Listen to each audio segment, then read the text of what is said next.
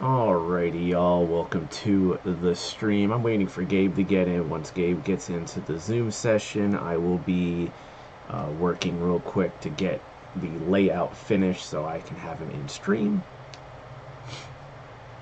So I'm actually doing some sharing around real quick of social media. You know how that is.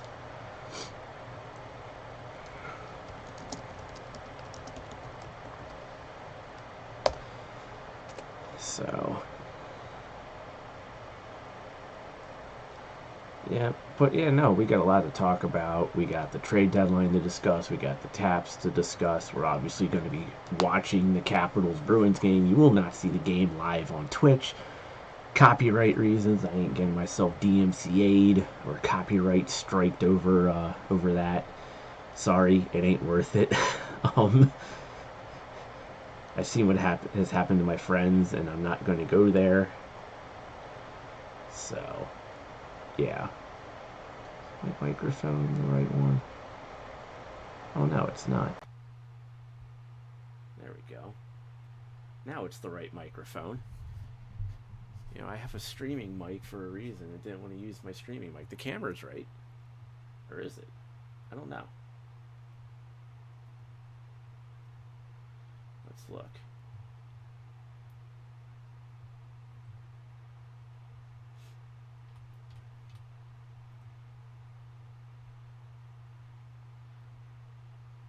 Oh no, it's actually using my actual web.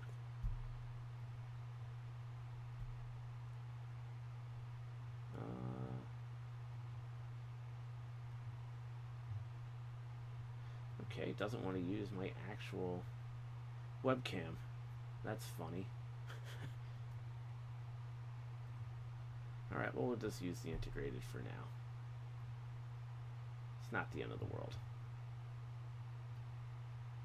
Or is it? I don't know.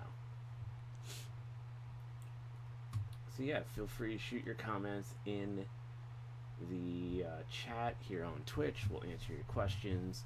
Like I said, we're just waiting on Gabe to get in so I can get him set up. Don't have the email.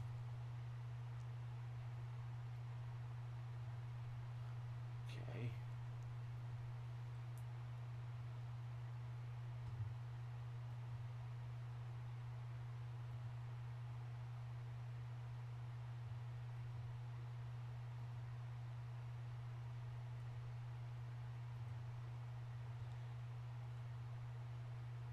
Oh, that's why.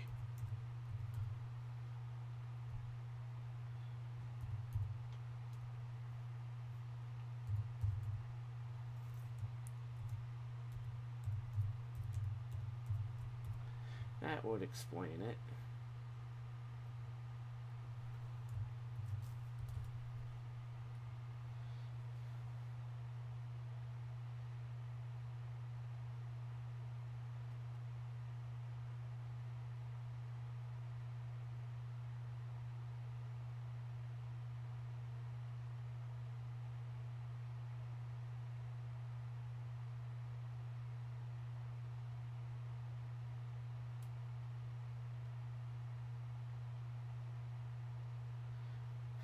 I made a mistake.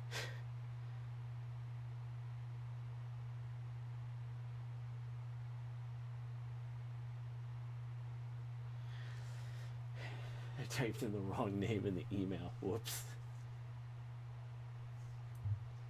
That's on me.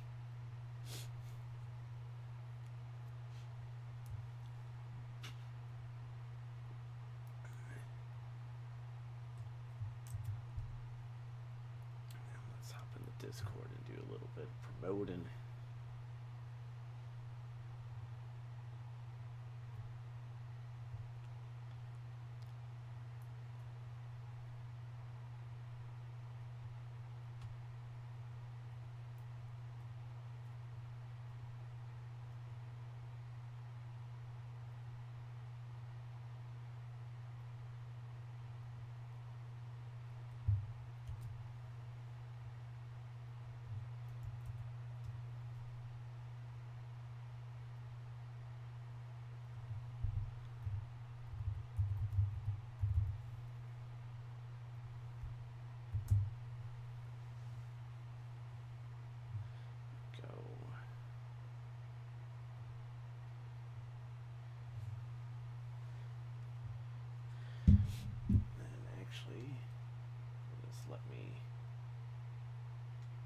still showing us.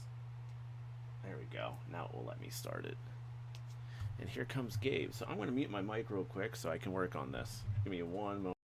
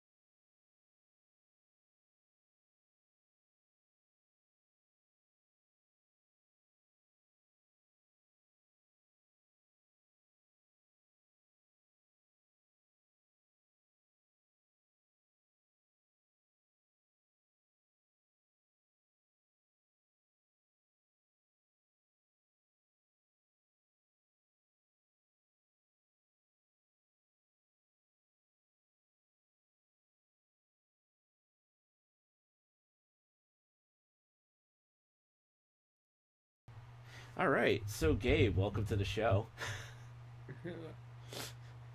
Welcome to the Morphinominal Hockey Show. We've talked about having you on for a while. Um, Yeah, and then things always happen, as does life. And, yeah, how you been? good. Good, good. So, right now, the feed on Hulu for ABC doesn't start for another couple minutes, so this is going to be a great opportunity for us to just talk about the trade deadline. Obviously, the Caps made uh, two major trades and then two smaller trades.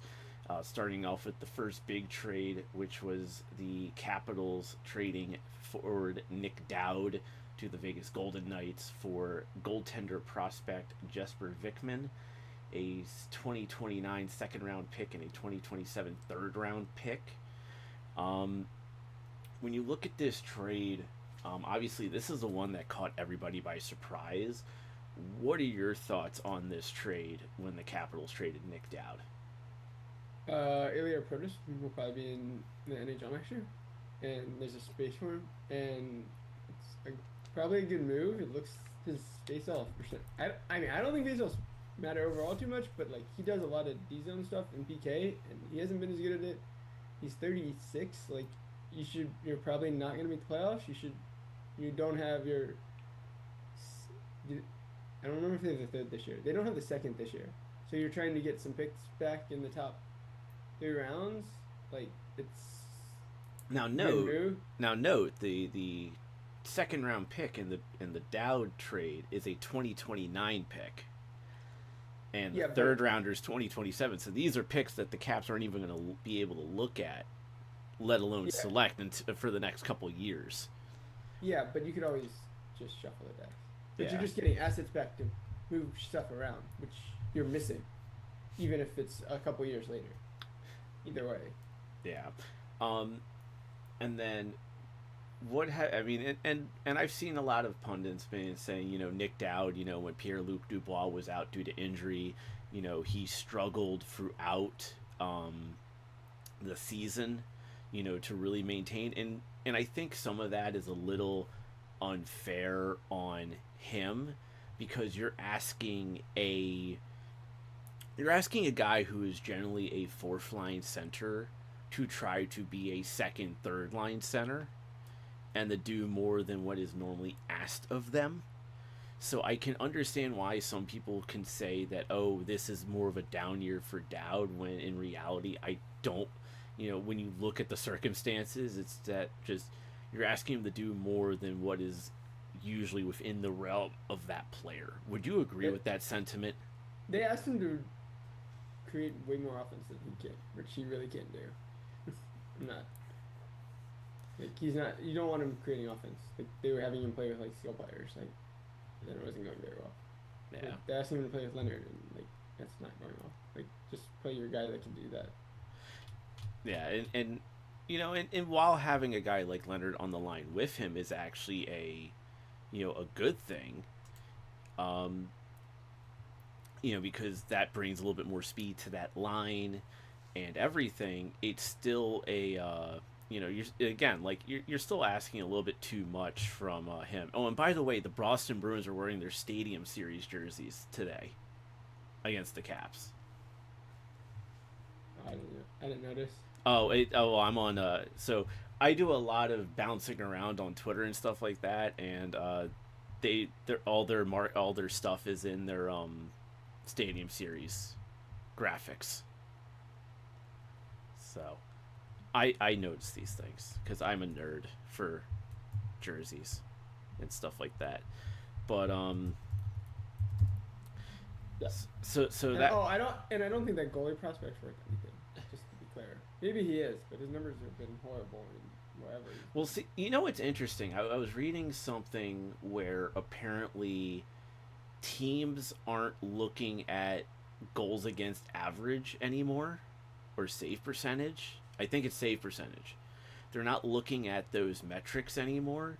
They're looking at like I forget, it was one of the GSA is it no GSA? no, it's the goals above expected or saves above expected.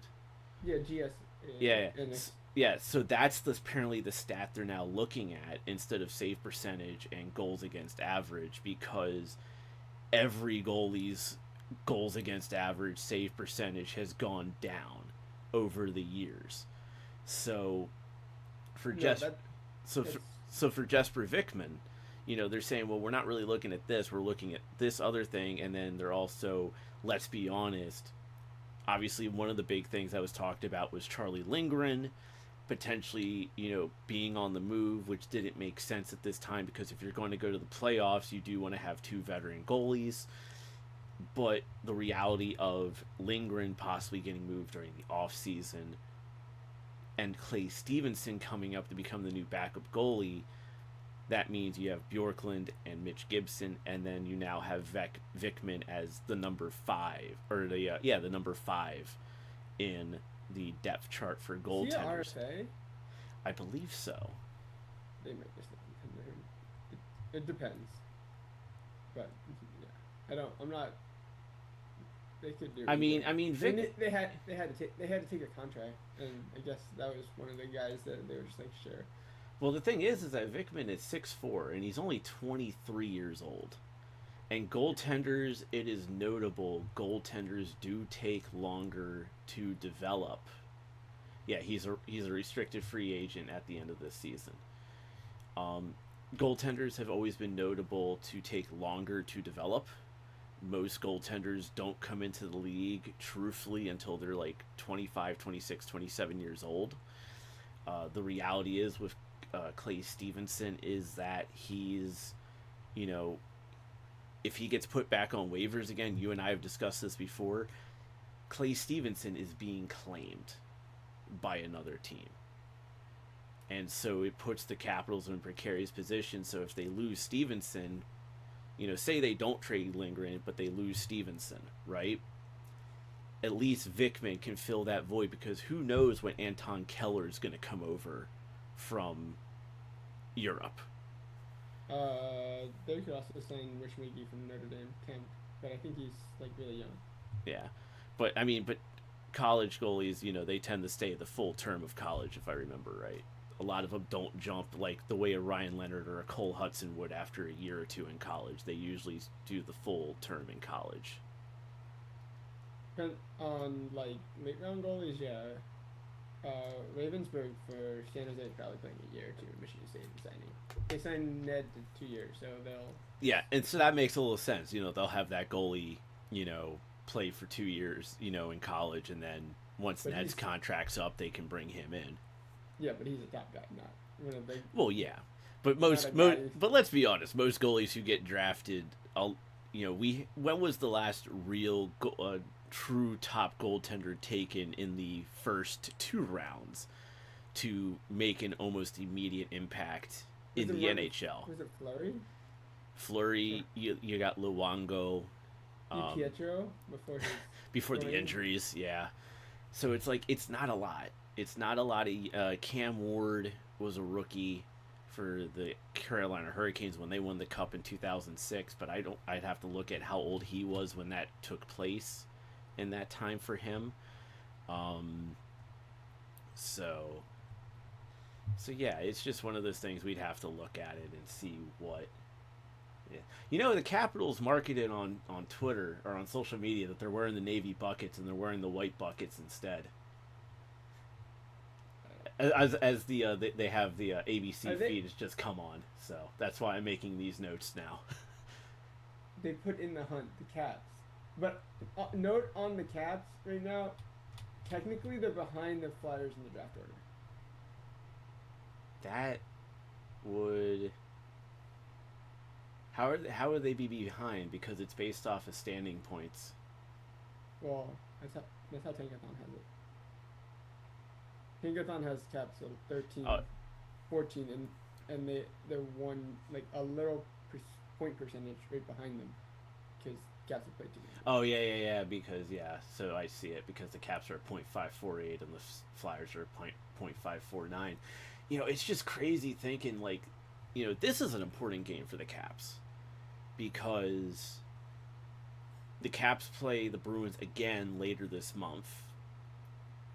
And with the Bruins having 2 games in hand on the Capitals, and will continue to have 2 games in hand on the Capitals even after this game is played, because this will be the Bruins' 62nd and this will be the Caps' 64th game.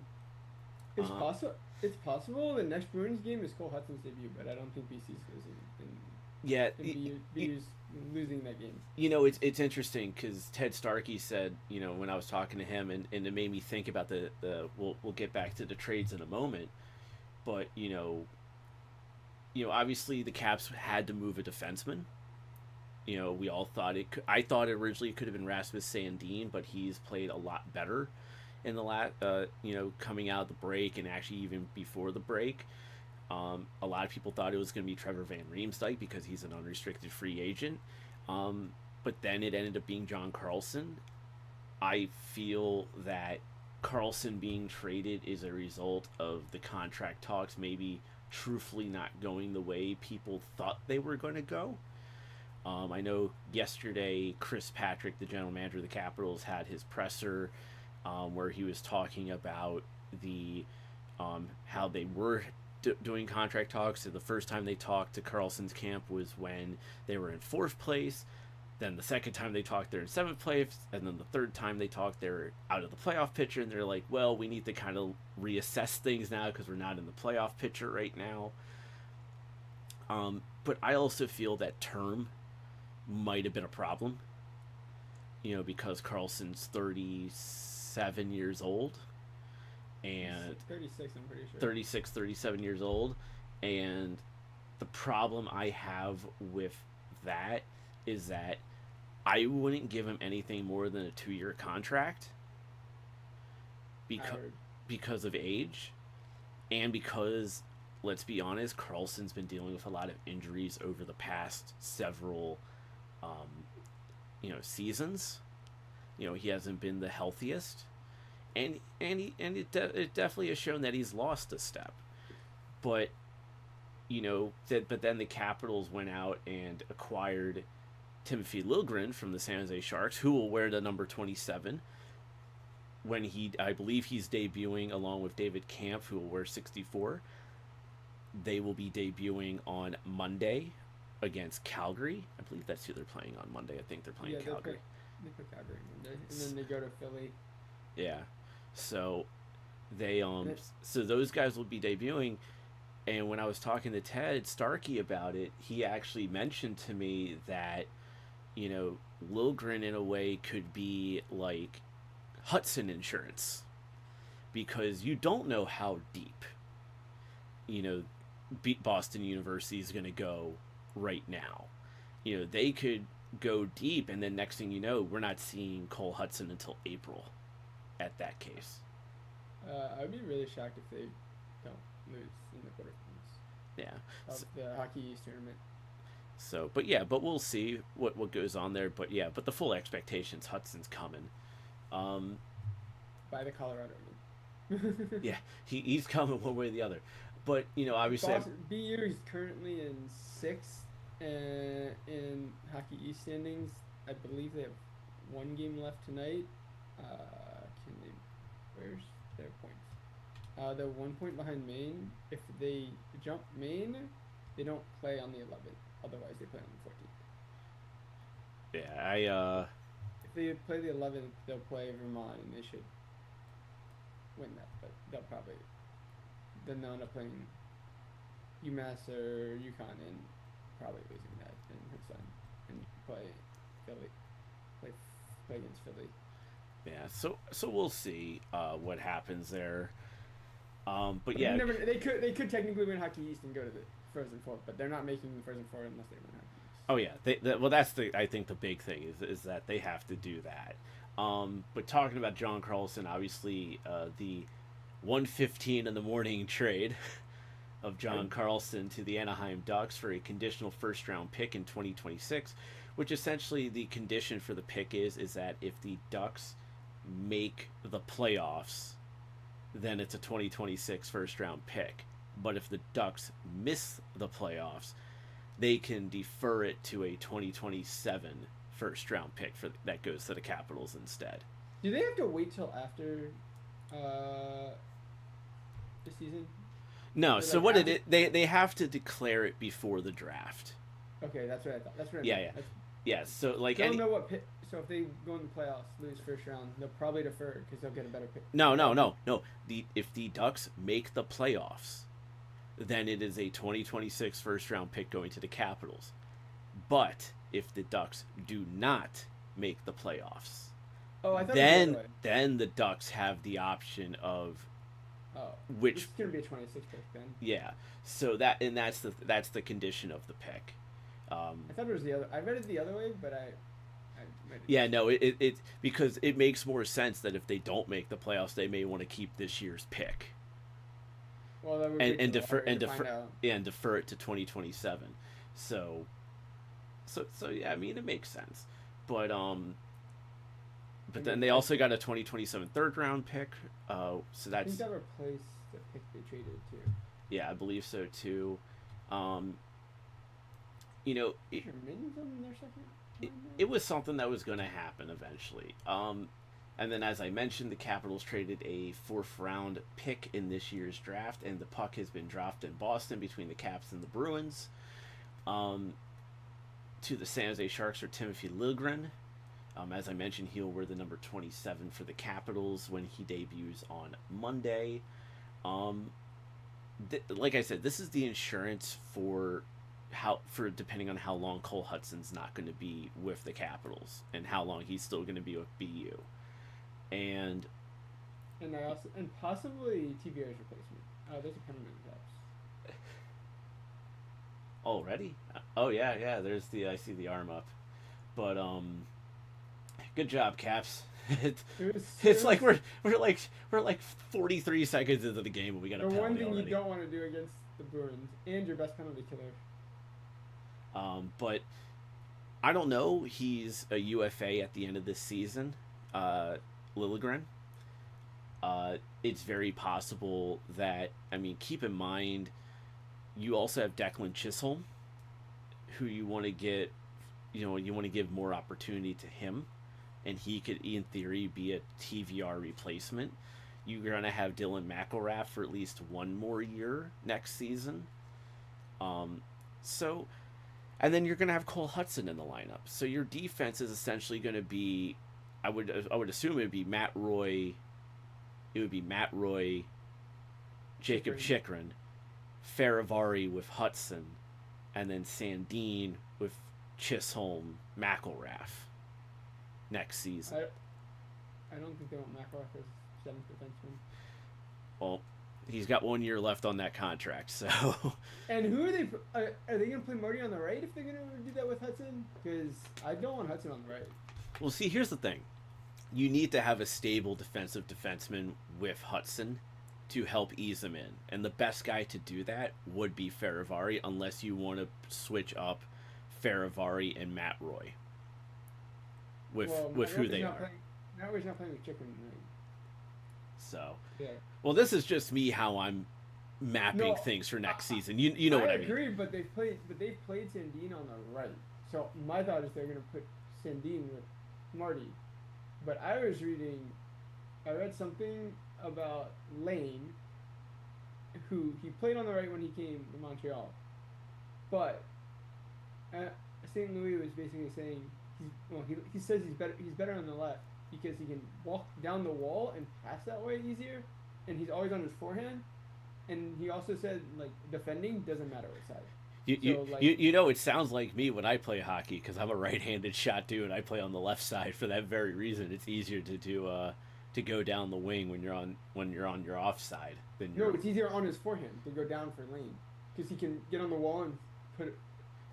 Is Lane a left-handed shot? Yes. Oh, okay, my bad. So he wants to go down on his forehand, but I know St. Louis is saying it's easier just to like the defending doesn't matter what side you're on. Because you defend on either side. It's more about the offensive production per se. But I don't know if they would move Marty to the right, which they should. Which is if they do that, they should. Because it doesn't matter. Because he's there to defend more, even though he puts up about 30 points a season. Well, this has been a good penalty kill for the Capitals. They didn't really let the Bruins get any opportunities, which is good. I don't think the Bruins registered a shot on this power play. I thought they had one. If they did, it wasn't. A Pasto. I think Pasto had one. Yeah, well, if they did, it wasn't a quality opportunity. Let's put it that way. And the Cats just shot the puck in from center ice onto the goalie. Yep, onto Swayman. Hoping he sees the black boards like the Olympics. Yeah, no, that was. But yeah, I couldn't see the puck. Well, apparently a lot of players couldn't see the puck with the darker boards.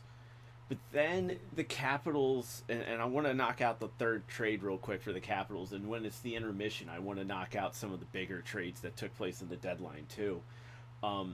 Was the Capitals trade a 6th-round pick in this year's draft to the Vancouver Canucks for David Kampf, who essentially played the fourth-line center role for the Capitals for the remainder of the season. He's an unrestricted free agent at the end of this year, and it should be noteworthy that this is the third team that Camp will be playing for this season. He started the season with Toronto, had his contract terminated because he wasn't happy about being sent down to the Toronto Marlies of the AHL, and then signed a 1-year deal for the remainder of the season with the Vancouver Canucks, and then has been traded at the deadline to the Capitals. To me, those are some red flags in a way, because obviously the contract termination because he wasn't happy where he was, and then signs a contract, and the team he signs a contract with trades him at the deadline. So clearly he is a rental for the Capitals for the remainder of this season, because as you had said when we talked about Nick Dowd, Ilya Protas potentially coming up next season. I could also see Andrew Cristall getting more opportunity next season. I could see Protas and Cristall getting opportunities if the Caps are definitely out of the playoff picture, I could see Protas, Kristall, Rubinski. They won't give Protas more than 9 games this year. Yeah, and so like I could see them giving those guys some games to not just debut in the NHL, but to also, gain some experience. That way they can build up their confidence going into training camp next season. Because these are guys who, let's be honest, we're expecting in the lineup, if not next season or at the start of next season, by the end of next season, and definitely going into the 27-28 season. Yeah, camp is you give up like a late round pick for like 20 games to pick McDowell's. And I think did he play with was he there? Was he in Toronto with Carb? With who? At all? With Carberry? I think so. He might have been. And then, because I know Liljegren played with Sandin in Toronto. Yeah. And I think Kampf might have played with Sandin in Toronto too. I'm not 100% sure about that, but let me pull this up real quick. Oh yeah, David Kampf is 31 years old. I mean, if you think Protas is ready, you don't resign Camp unless you're just gonna say, hey, you're gonna play the fourth line sometimes. Let's see here. 1, 2, 3. So yes, Kampf did play under Carberry when Carberry was an assistant coach at the Toronto Maple Leafs. He played, I believe, 2 years with them, and that would also mean he played 2 seasons with Sandin and potentially with Liljegren too in Toronto. So I want to make this note that we ended up trading 2 Americans to pick up a Czech and a Swede. Vikman has a Finnish passport. He might not be in the Caps very long. Also, he also has a Finnish passport. Who does? Vikman also has a Finnish passport, I believe. Yeah. So it's kind of interesting a little bit there, because I know one conversation is that, as you know, at the Caps games, the military salute for the one that they give the jersey to, it's like, who do they give a jersey to now, with Carlson gone? Are they going to give the American Canadian jersey away? Well, no, I think I think the 2 Americans on the Caps now are Charlie Lindgren and Ryan Leonard. It'll be Cole Hudson in a couple weeks. Well, yeah, and then you have Hudson in a few weeks, but you could do you could do Leonard, you could do Lindgren. I would probably Secretary of Defense. Well, I mean, Langway's the guy who gives it to. Gives it to the military vet, but he's giving them the John Carlson jersey. It's like, you can't really give him a John Carlson jersey now. Yeah, is John Carlson's wife going out there, or do you not know? I don't think so. I think so. Like, I know, and here's the thing: I don't pay too much attention to the family side of things, because the families, they're not our business. No, but it's at really the end of the day, the kids in the middle of the school year. No, that goes for everybody too. And so my assumption is that for the Dowds, because there's 1 year left on his contract, I think his family's going to stay here for the remainder of the season, and then when it's summertime, they'll look at places for the year in Vegas, or if. We've seen this before, like case in point, Mike Green, Braden Holtby, several other former Capitals, they have, they may just say, for 1 year, the family's going to stay here because this is where we want our family to live, post-career. And they, and they just do the year where Dowd's out in Vegas and stuff like that. The Carlson one is a little different, and that's because he only has 1 year left on he is in the last year of his contract. So it's a little bit more straightforward. Carlson, yeah, I see the arm up. Carlson's family, I could see them staying here till the end of the season, and then they get together and say, okay, is there an offer from Anaheim for him to stay in Anaheim longer?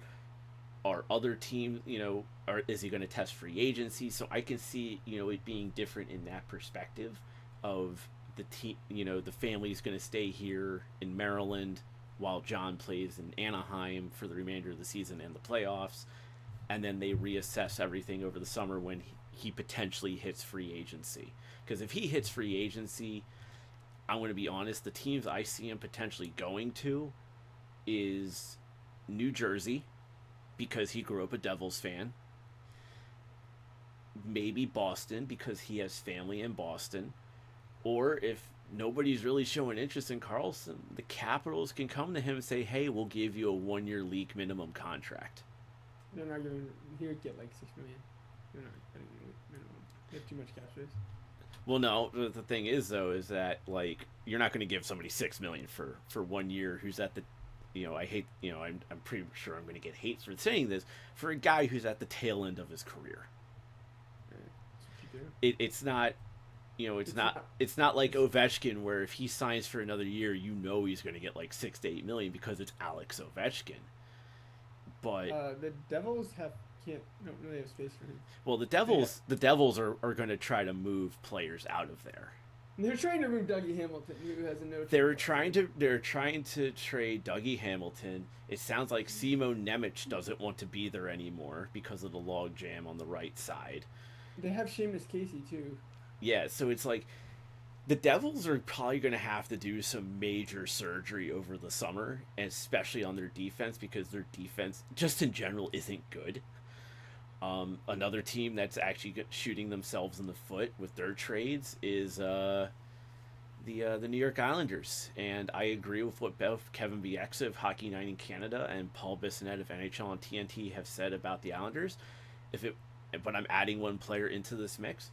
If it wasn't for Ilya Sorokin and David Rittich playing very well in goal for the Islanders, and for Matthew Schaefer playing extremely well this season, like, let's be honest, he would probably be the Calder winner for Rookie of the Year. If it wasn't for those three guys, the Islanders probably would not be in playoff position right now. And the other thing is that if they were out of playoff picture, they would have moved on from somebody like Jean-Gabriel Pageau, who they dumbly signed to a 3-year extension.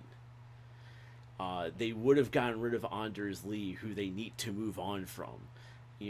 They traded for Braden Shen, who's 37 years old. Does he have 1 more year on his contract? 2 years left. I think it's 1 year after. No, it's 2 years.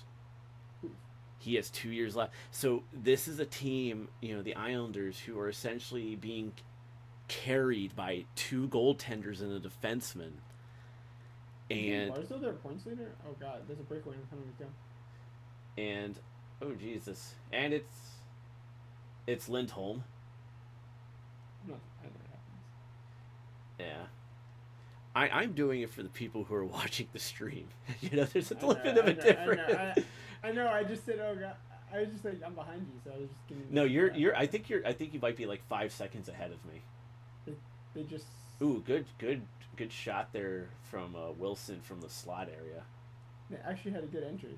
Yeah, one of the rare times they've had a good entry. I was actually surprised in the game against Utah, the Caps had 2 power play goals. I thought they only had 1. And then when I was like working on the I thought it was a power play goal initially because it like scored as the clock went out, but I didn't like. Yeah, apparently the Dubois goal, the first one, was considered a power play goal. Yeah, was it like 5 seconds? Yeah. Hold on, I'm trying to figure out when's that prospect from the Islanders have an insane goal. Have like the best goaltender prospects.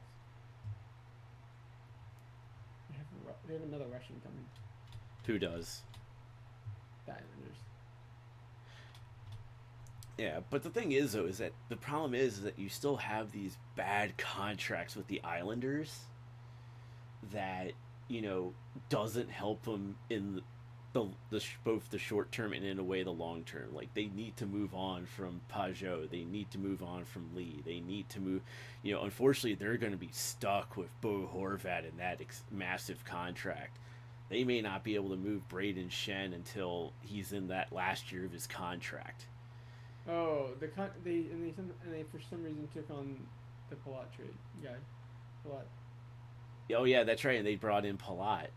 You know, But so it's, they could cut out $5 million really easily if Palmieri's cooked.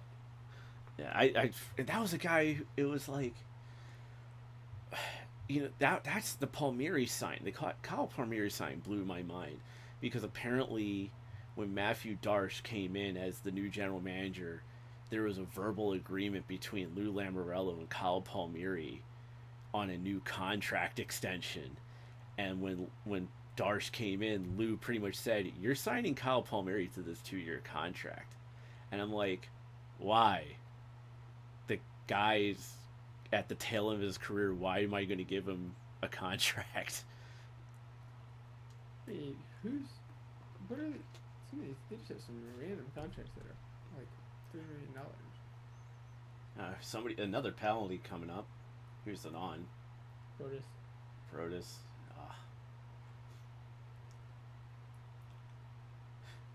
I mean, they're paying Schaefer like $4 million this year, even though his AAV is like $1 million. But yeah, it's interesting because when you just look at some of these teams, right?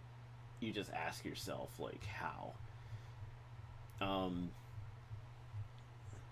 Getting this back down to here because this is where some of the big trades start happening. Is he signed? There's no way he's signed and playing in Russia. Who is? Dmitry Gazin. That's the. Oh, that's the prospect for the Islanders. Yeah, he's gonna be like a super stud. Like they could trade Sorokin and then just bring him over if they wanted. Like he's that good. Or they could trade him for King's ransom. In the KHL this year, he has a .347 save percentage with 7 shutouts. If he stays another year in Moscow, he can play with Ovechkin. Potential, man. So. Oh wait, wrong team. He's on CSK. He's a CSK, not Dynamo. My gut still says that he's.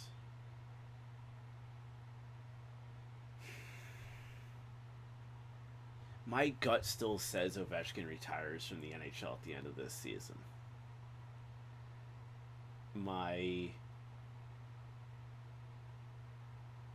But I also agree with the notion of Starkey of that the Caps are going to make moves to be better next season, and that Ovechkin could come back for one more year.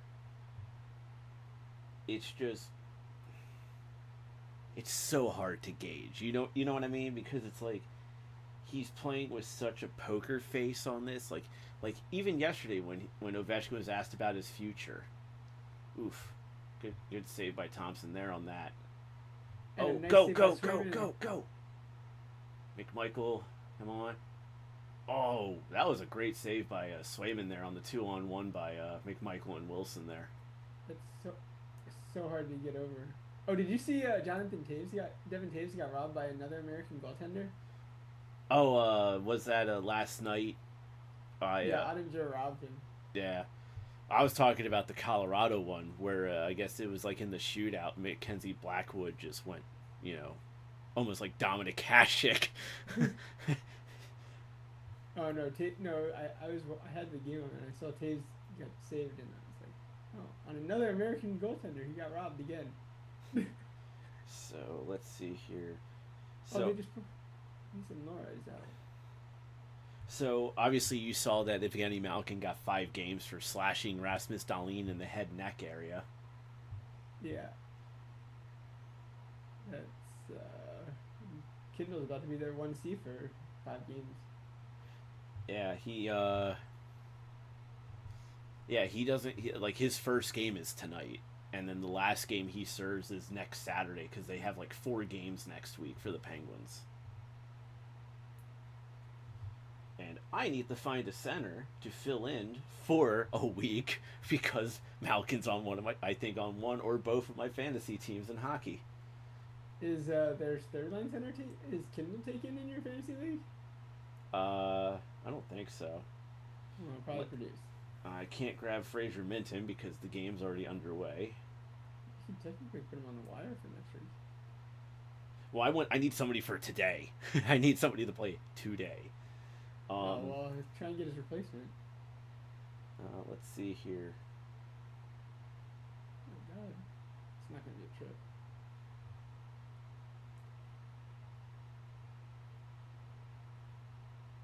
Sandine did not go down very well. He got up a little slow after he fell. They're never gonna call that a trip. If you just Well, catch that's him not. unawares. Well, that's. I agree. That's not a trip. Oh, look, Kindle is actually available. Isn't it Kindle? Kindle, yeah. I guess I mean, I'll. he's gonna be the 1C for like 5 straight games.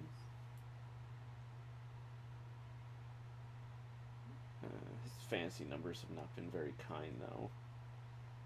Oh wait, they're still keeping him on. I just looked at their lines this morning. Richard Raquel's playing center apparently, and then Tommy Novak. But I mean, it's Kindle with Mantha and. You know, Ozil. I'm picking up Hayden Krebs. Is he on? Oh, he's playing on the top one. He's a center? Who? Raquel? No, Krebs. He's a winger.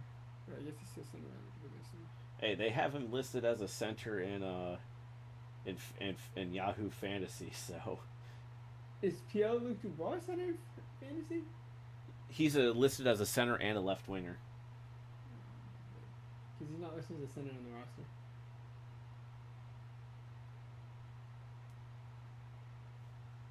Somehow the NHL is like the worst league at telling me what position somebody actually is. The NHL is one of the worst leagues when it comes to telling you what an injury is. With all the gambling that they have now, it's kind of ridiculous. So let's see At here. least their commissioner's not telling them we gotta stop this tanking issue because of the gambling companies are mad about it. Oh, I don't have Malkin on my other fantasy team. Why is Zach Benson playing fourth line?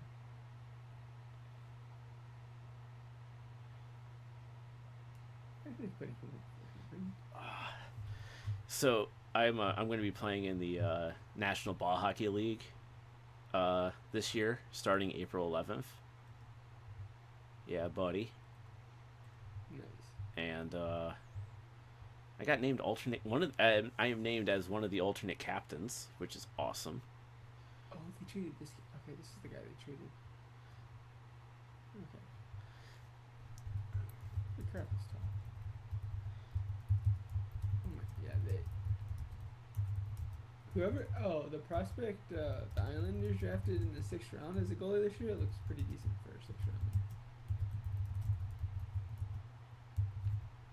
I was just looking at that prospect. Oh, do you think they signed Yzerman? The Islanders? What was that? You think they signed Yzerman? The Islanders? Yeah. They probably will. I think they will. Because again, but again, where are you going to put this kid with all these aging out veterans that are on the team? That's the problem that the Islanders have. In Bridgeport? Yeah, but that doesn't help the Islanders. And Bridgeport isn't going to be a thing after this season. They're moving. They keep. I don't know where they put him. There's not really a spot for him. And he's been horrible at BC. He might just.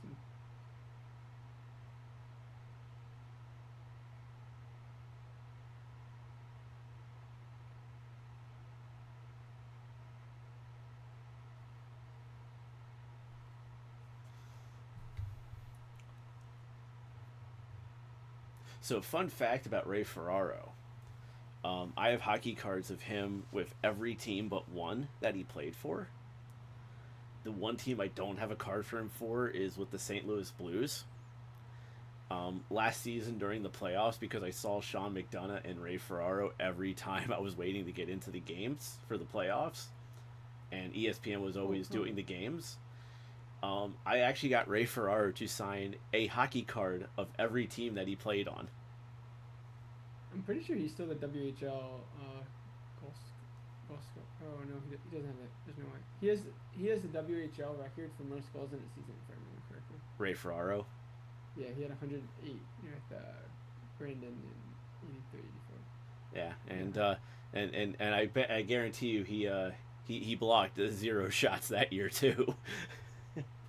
Which he has openly admitted that he was never a defensive player. He was more trying to score goals than anything. I mean, fine. So Caps killed off the Protus penalty, being outshot 9-5 in the first period. Yeah, that sounds normal. Yeah, that sounds about right. There's one line. I mean, at least with this 12:30 game, the Caps aren't being blown out. You know, they're not being like bad like we would normally accustomedly see during, an afternoon game from the Capitals. Surprisingly, their record in the afternoon under Carver is better than you'd expect. It's better, but they still struggle. Let's see here.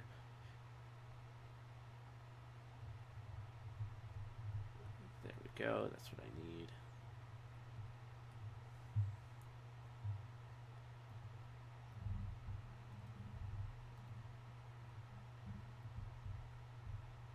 Courier.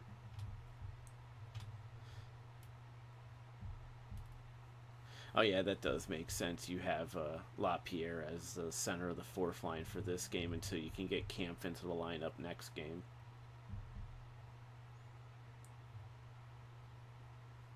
They should just keep putting him up here. I'm surprised he didn't get traded.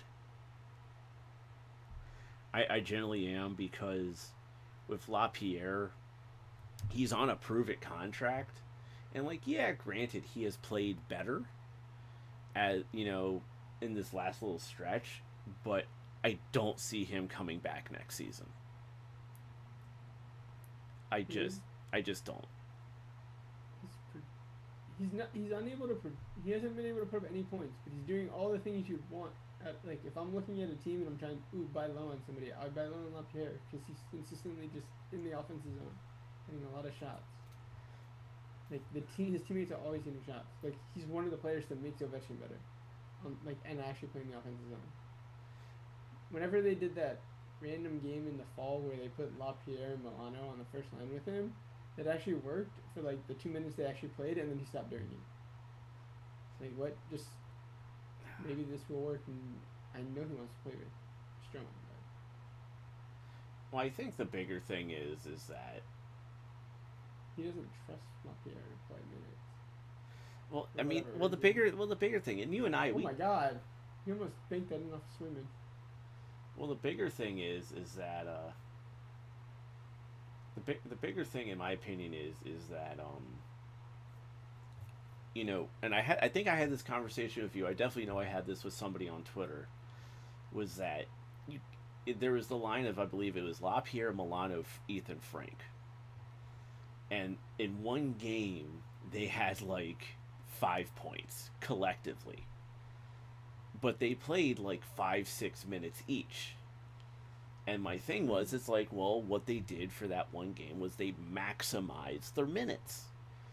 But the problem is that you have to maximize those minutes every single game. And LaPierre has not shown that commitment, or I wouldn't even say commitment, but that consistency. That's the word I would look for. He hasn't shown that consistency of maximizing his minutes every game. I don't know. It's kind of hard to produce points when you're playing 7 minutes a night. But that's the thing, though. If you're playing 7 minutes a night, you need to maximize those minutes. That's what I'm saying. It's but when you're not doing it on a consistent basis, Frank does it on a consistent basis. Milano was not doing it on a consistent basis. That's why he's in Hershey now. LaPierre has not done it on a consistent basis, which is why he's, kind of not been trusted, as you said, by Carberry to do a lot of things. You know, I mean, my thought is if LaPierre played the same amount of minutes as Michael, he'd have about the same amount of points, if not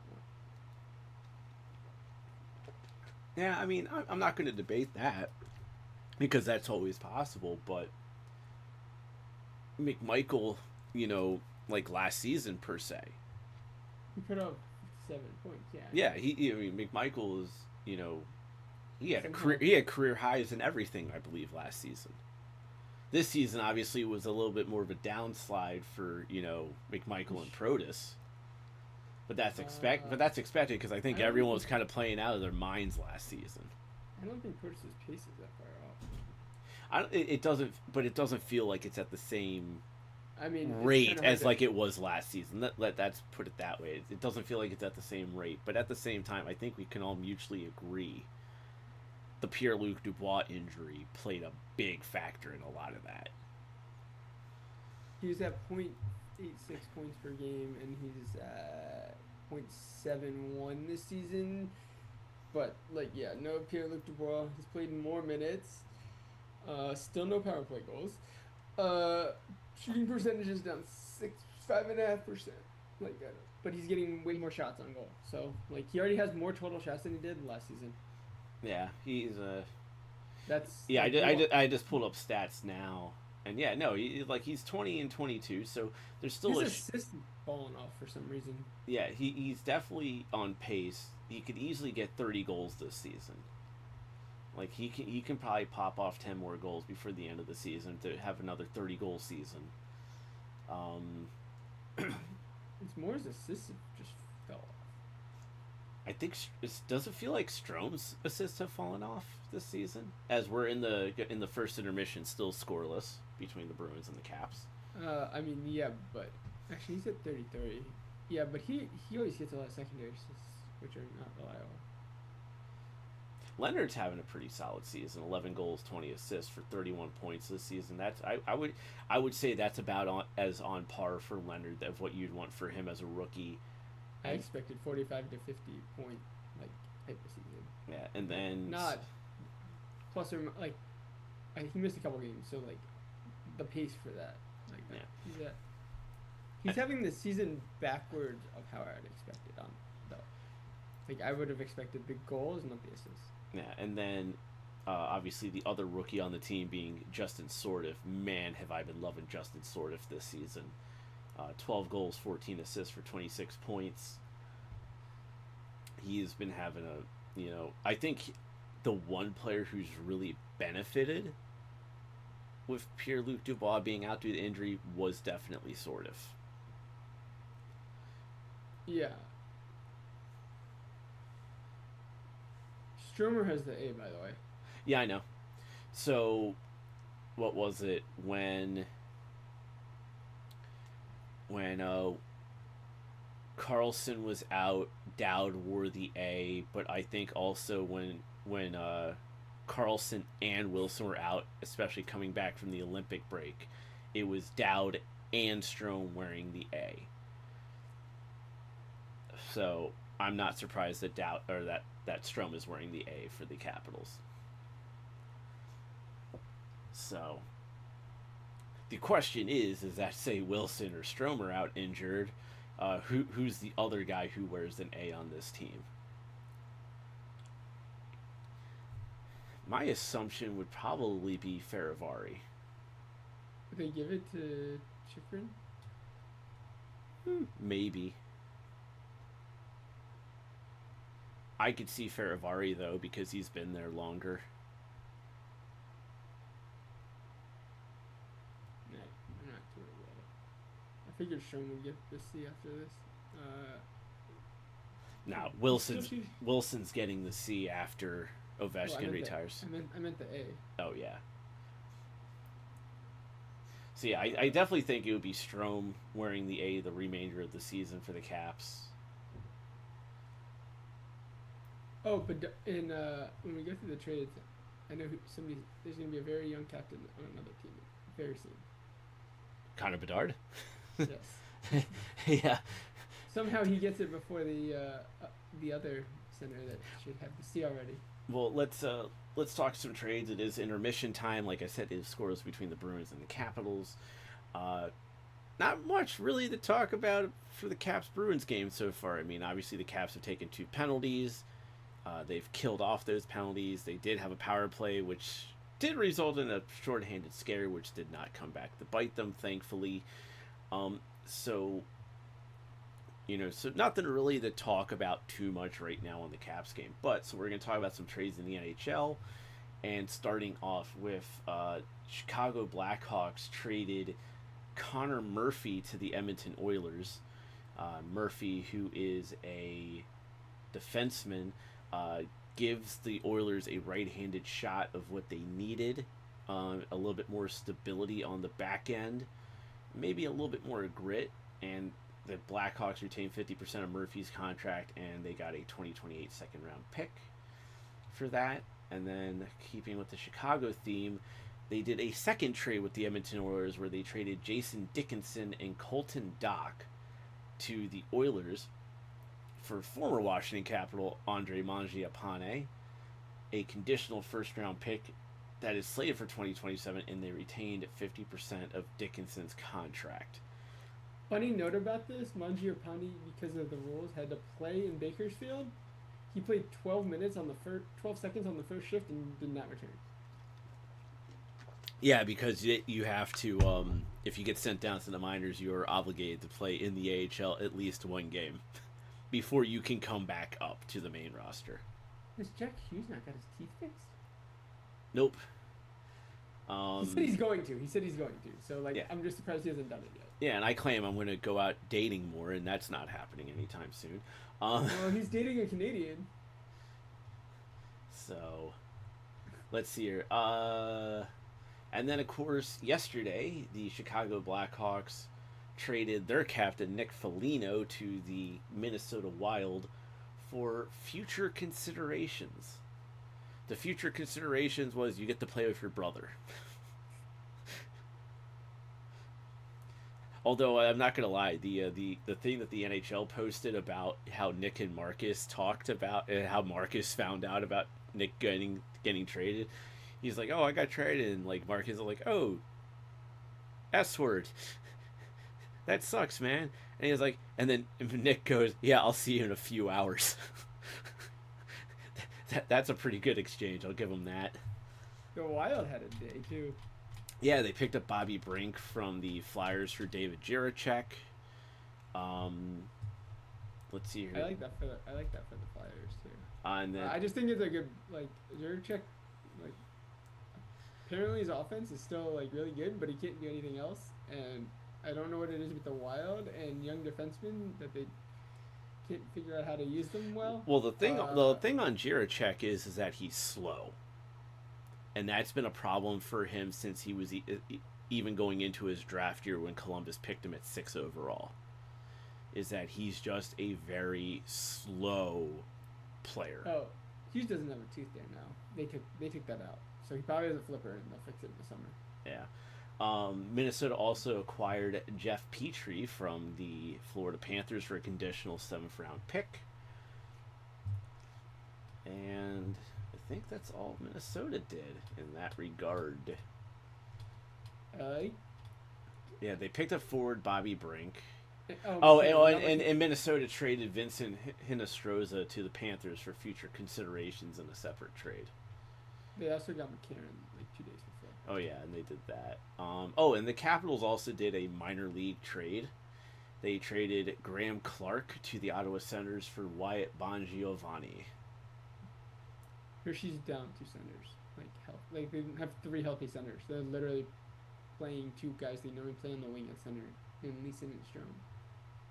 Yeah, and then they literally just we need a 3rd-line center or second, somebody to eat center minutes. So, interesting trade. We'll talk about Colorado right here.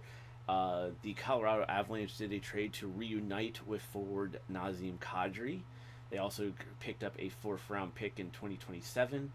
The Flames got conditional 1st-round pick in 2028, conditional 2nd-round pick in 2027, is going to retain 20% of Kadri's salary for throughout the remainder of his contract. They also picked they also picked up prospect Max Curran and forward Victor Olofsson from the Avalanche. Does Olofsson have another year? I think he has another year. It doesn't matter. Because I know Max Curran, he's a college player. Yeah, he's not signed yet. Per Puckpedia, he is a UFA at the end of the season for Victor Olofsson. Well, they can bring up which mini game actually play him. They're Russian. And They refuse then to play for some reason. Oh, Grinnan. Matej Grinnan. so John Carlson made a joke about being traded from one Strome to another. Well, unfortunately for him, the Anaheim Ducks traded Ryan Strome to the Calgary Flames for a 7th round pick in 2027. So, unfortunately for John Carlson, he does not get to go from one Strome to another. Yeah, the Flames. Oh my God, that contract is horrible. He's so bad now. Not Strome. I'm looking at that contract. Somehow they didn't trade Blake Coleman, but okay. The St. Louis Blues actually did very well for themselves in a pair of trades. Starting off with the one that I had mentioned earlier about them acquiring Braden Shen. The Blues acquired Jonathan Drouin, prospect Marcus Gidlove, and then they also picked up a 1st and 3rd round pick in 2026 from the Islanders in the Braden Shen deal. And then that is a 6'7" goalie from Sweden. So somebody, I mean, let's be honest, there's talk that the Blues might move on from Jordan Binnington, so picking up that goalie prospect could be a good thing for them. And then but getting a 1st for Shen is great. Yeah, and then the Blues did another trade with the Detroit Red Wings, where the Blues acquired Justin Hall, Dmitry Bushelnikov, and then also a 2026 1st and 3rd round picks for defenseman Justin Falk.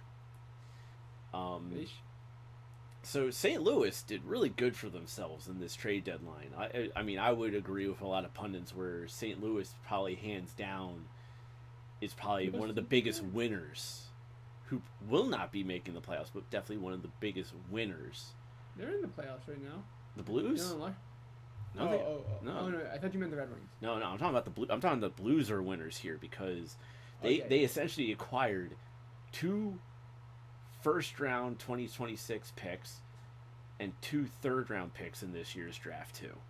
So like they have essentially, like, if they didn't give up their own 1st and 3rds, they have 3 first-round picks and 3 third-round picks in this year's draft alone.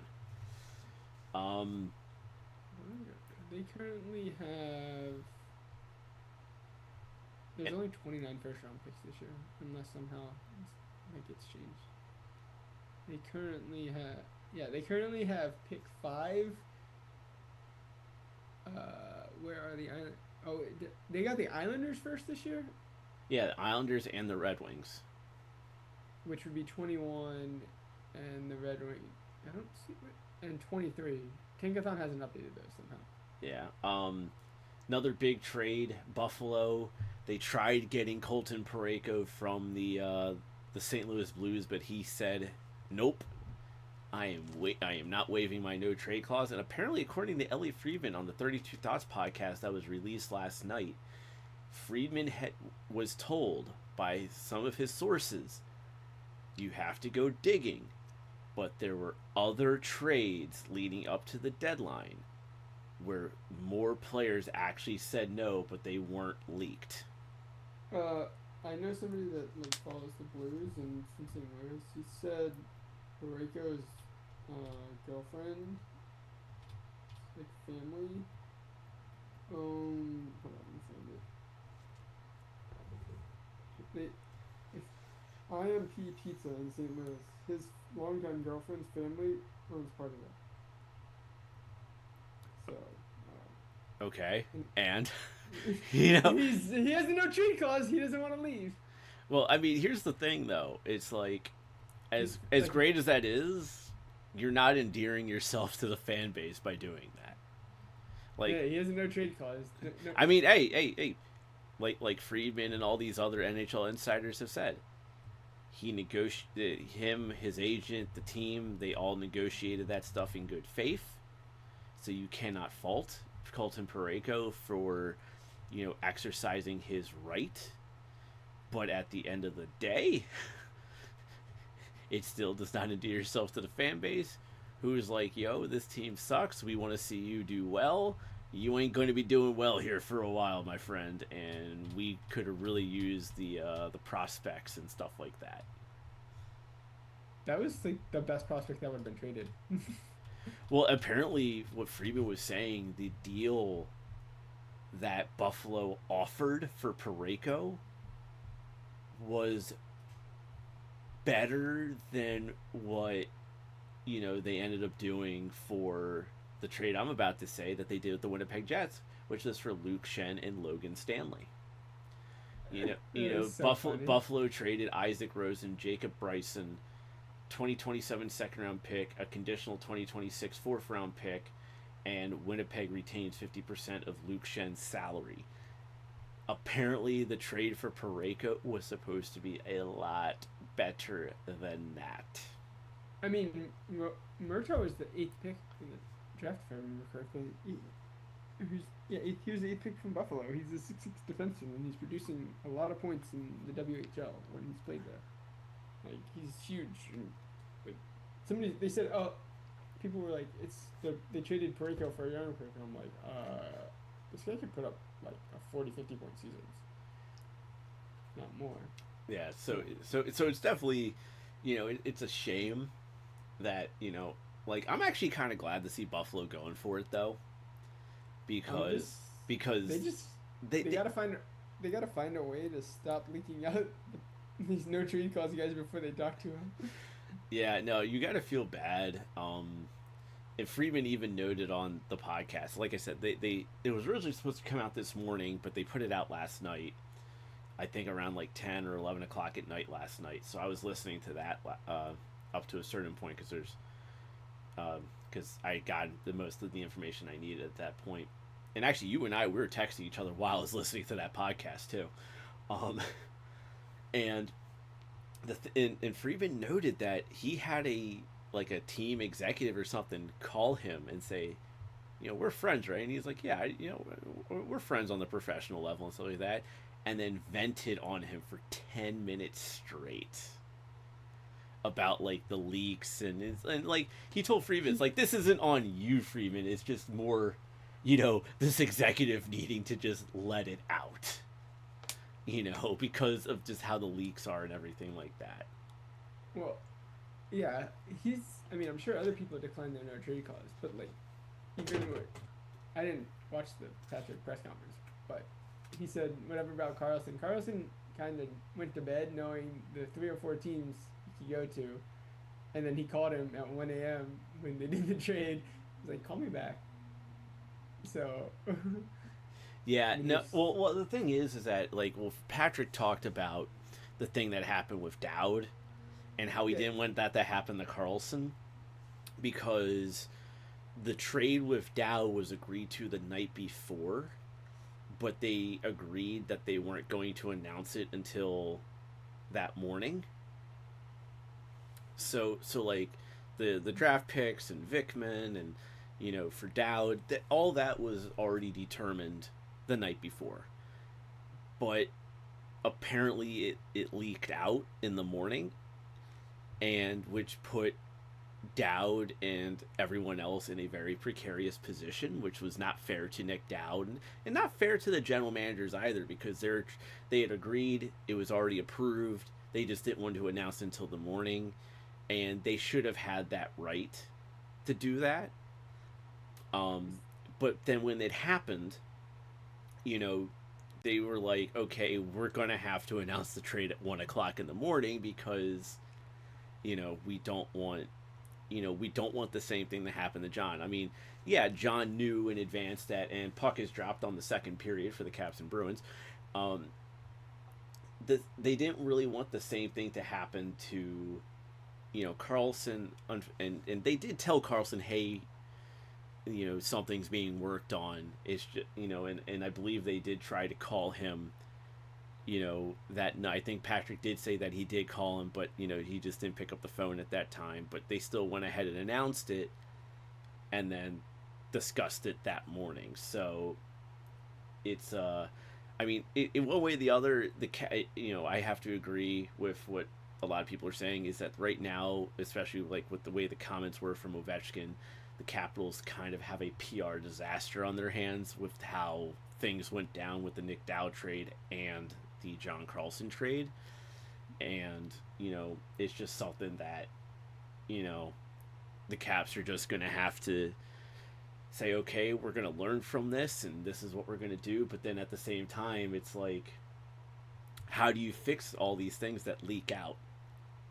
You don't, because as soon as they get a trade call in, all the reporters know. They do and they don't. Because the thing is that, like, actually one of the videos that the league themselves released on YouTube and social media is they released two of the trade calls. Both of them, ironically, were with Minnesota. One was the Bobby Brink trade, and the other one was the Nick Foligno trade. Caps are going to the power play. Yep. I think. Yep. Looks like it. But one of the things that I noted, and I watched the Nick Foligno one back a few times because I wanted to, like, you try to, like, yeah, okay, they have the captions and everything, but you really want to hear how they're saying it. You want the context of how they say it. And one of the questions is, when do you want to announce this? And the guy from Minnesota is like, oh, let's do it right away. Let's say 11:15, stuff like that. So there's something in the trade call where they're asked, when do you want to announce this? And that's when, and that's when the two teams agree, this is when we're going to announce the trade. So you could have had with Dowd the trade call where Vegas and the Caps said, okay, we've agreed, it's Dowd for Vikman in these two picks. Good to go.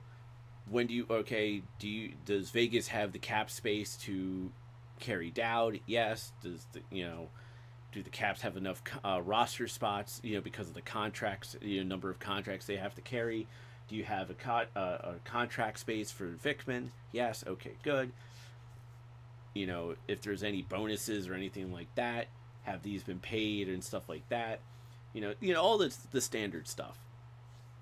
Yeah, all the teams. And then yeah, but NHL does too, but like. The thing is that this is all in the trade call, because like the Foligno one, they said, oh, we see here that Foligno was to be paid $2.5 million on July 1st, 2025.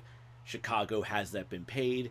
Yes, it has. Okay, move it forward, because there's all those things. But anyways, getting back to Vegas Caps, the next question probably is, when do you want to announce this? And if they say, oh, we want to announce this at like 11 o'clock in the morning the next day so we can like talk to Dowd and stuff like that, okay, cool. They've made it known that they're going to announce it at 11 o'clock Eastern time that this trade has been made, because they want to talk to Dowd and stuff like that, let him know that he's been traded. So somewhere between when that trade call was finalized to leading up to the announcement, it got leaked that Dowd was being traded. And because the only thing that was coming out was that it was Dowd going to Vegas and nobody knew what was coming back to Washington, it literally caused mass hysteria. And the Bruins killed the penalty. Oh, what a save by Thompson. That was a great save by Thompson on Pasternak right there. But yeah. Another penalty? Dude, the puck got to play. I don't know. It's a little confusing because the ref that's in the zone was like, didn't have their arm raised. 2 minutes for tripping for Sertiv. Yeah, that's the second penalty of this game. But that's not on. That should not have been on Sertiv. He just showed the replay. It was wow. There. They're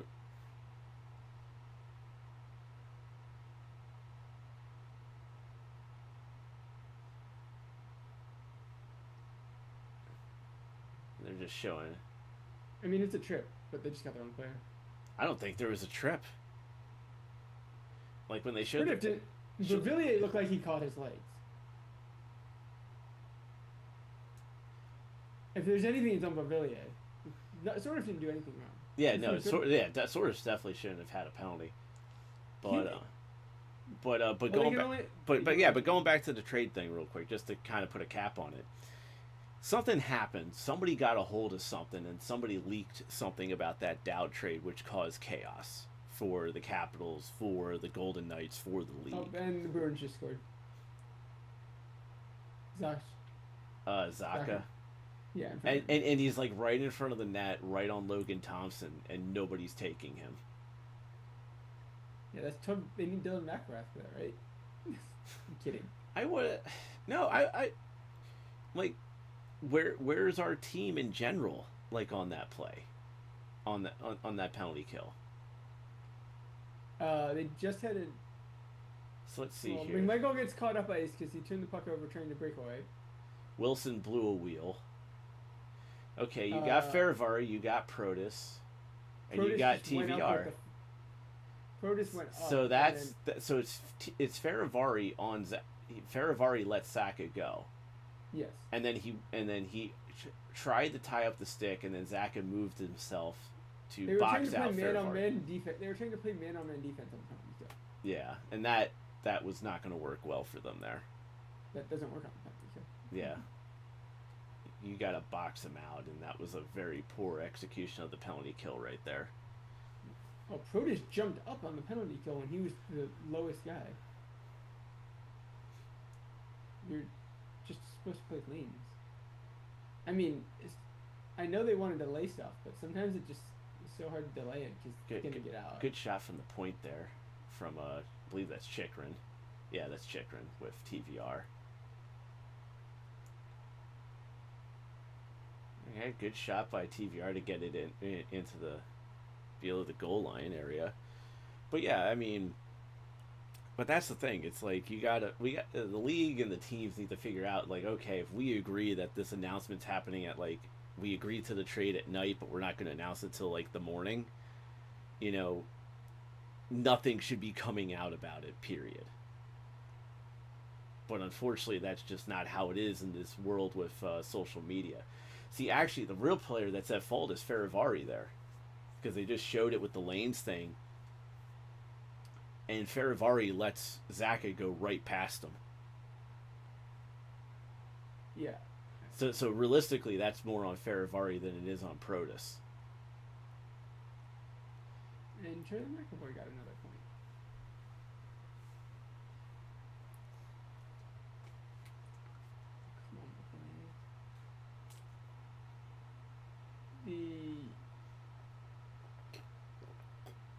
I mean, I don't know. You're just with the trades. Literally, NBA players learn they've been traded from Shams over their team. So, like, it's what it is. This is a business. You're just gonna. Oh no, it's a business, but you got to look at the human factor a little bit too. I mean, if you can tell them, do it. But sometimes it just gets out before that. Yeah. Oh, and you want to try and do right by them, but like, it's not always possible. Yeah. Oh, and then Tampa Bay reacquired Corey Perry from the LA Kings. I can't wait for them to lose to the Avalanche in the Stanley Cup Final. God, I don't want Tampa in the Cup Final. We need somebody new from the East. Like the fact that the last 6 years. Court, you ready for the Sharks Sabres final then? Yes, give me Sharks Sabres. Give me Duck Sabres. But the fact everybody rooting against the Ducks. But the fact that the last what was it, 6-7 years have been a Florida team in the Cup final? Yeah, Tampa or Florida. And now Florida's tanking to make sure they keep their pick. I don't really blame them. I don't think they care if they get a top 2 pick. They just want to keep their pick. Yeah, that's right. The next game coming up is the Rangers and the Devils. Oh, the Oilers play Vegas tonight. Yeah, Dowd made his debut last night for the Golden Knights. I saw the video of him introducing everybody, and he's just like, I have no idea what the hell I'm doing. He had no idea who anybody was. He's just trying to figure it all out. Well, yeah, I mean, that was the point of the video, for him to meet everybody. Here's the equipment staff. Here's the trainers. Is Here's that Chicken that scored, or is that Protus? uh Protus. Or Chickern. I don't know. That's so weird. Protus is leading the line. Yeah, Protus is leading the line, but still, I think they're even still confused. Because like there isn't that jump in their excitement, because I think It's Protus. It's Protus. All right, let's see here. Chicky walks it down. Yeah, Protus just taps it in. You got the Tom Wilson goal. Sit in front of the net with the open net. Hey man, I do it all the time in ball hockey, so I don't blame him one bit. Oh no, it wasn't a bad thing. Hey, no, I'm just saying. I'm just saying. I don't blame the man. I do the same thing myself. Oh, by the way, the best trade did happen on March 5th. Which one's that? The Vancouver Canucks acquired Jack Thompson from the San Jose Sharks for Jet Wu. Jack Thompson should be playing in the NHL. But The I'm Sharks sorry, should- but the Sharks won that trade with Jet Wu. They should draft his brother. I'm sorry, but there should be something in the Hockey Hall of Fame for like great hockey names. Like anyone with the name Sven should be in the Hockey Hall of Fame. So let's see here. And then since I also working on the website at the same time while we're doing this show. That was, I mean, his brother has. Hold on, I can tell you his brother. His brother is in his last year to get drafted. Is playing for Medicine Hat, and is playing with Bryce Pinkford, and he's on this. They have two right-hand defensemen on the same pair. He's put up 80 points in 51 games as a defenseman. That's not bad. He should be drafted. He probably should have been drafted another year, but he's 5'10", Well, I mean, let's also be honest. If you look at every defenseman, or every defenseman who was drafted in last year's draft, nobody was under 6 feet. Nobody was under maybe 6'2". No, nobody's under 6 feet if I remember. Because, he but do you should've know been why drafted though? out. But do you know why though? The Panthers, because of the Panthers' size. So a lot of shorter than the 28th biggest team in the NHL last year. but the way they play, that much more physical style. So a lot of teams wanted to get bigger defensemen and in a lot of cases bigger forwards too. That's why a lot of those smaller guys like the 5'10s and stuff like that were not getting drafted last year. Wait, this is not right. Wait, is he over 20? What's the birthday cutoff this year? It's September 15th, but I don't remember the year. Is it 07? Possibly. Well, it's 18. They have to be 18. They have to be turning 18 by September 15th. Oh, I think he's. I think his draft. I think it was his first draft year last year. It's what it looks like, but this is his last WHL season because he's a November birthday. I mean, he should have probably been drafted last year. I mean, him and Bryce Pinkford are the two leading scorers in the WHL. Have the same name. Man, what a save by Thompson on McAvoy just there, and then the Boston Bruins are on yet another power play. Caps can't seem to stop shooting themselves in the foot here. This is the fourth power play, and Brandon Duhaime got 2 minutes for slashing McAvoy. Bruins are 1 for 3 with 6 shots on goal.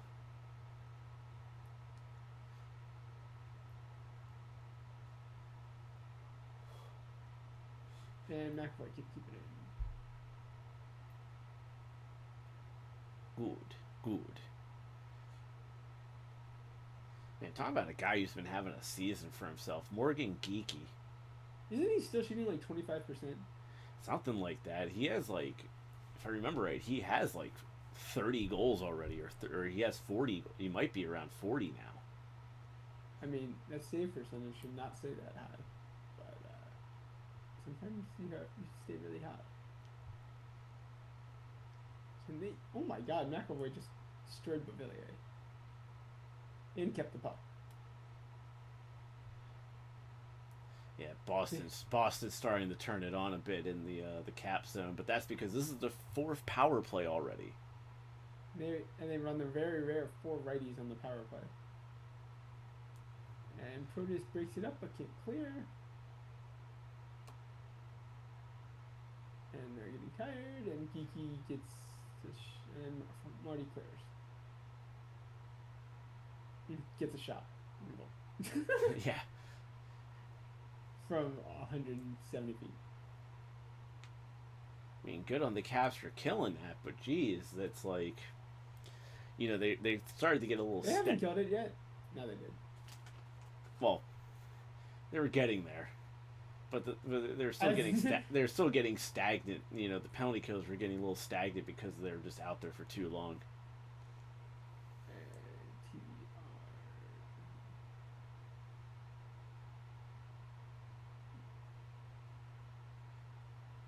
Caps have only had 2 power plays this game. Oh my God, Wilson just lost an edge, and 3v1, and Ovechkin's trying to come back. Oh, he actually got back on defense! He actually got back on defense. I mean, oh wow, what a play by Thompson there to swat the puck away from the crease. I mean, for all the crap that we give Ovechkin, especially like for how like no, he actually like got up to speed. Is what it no. But that's what I'm saying. Like for all the crap that we give Ovechkin, especially for like the power play, like he's out there for the entire time. He's not moving his feet. When Bro sees it, he's gonna hustle his ass off to get back to play defense when he has to. Like when he goes like, oh crap, I need to get back and play defense. He's getting back there and he's gonna do whatever he can to play defense. To help out the team. He can try, but he normally doesn't get there. Like he doesn't normally get to like he's normally too slow to actually get back in that spot.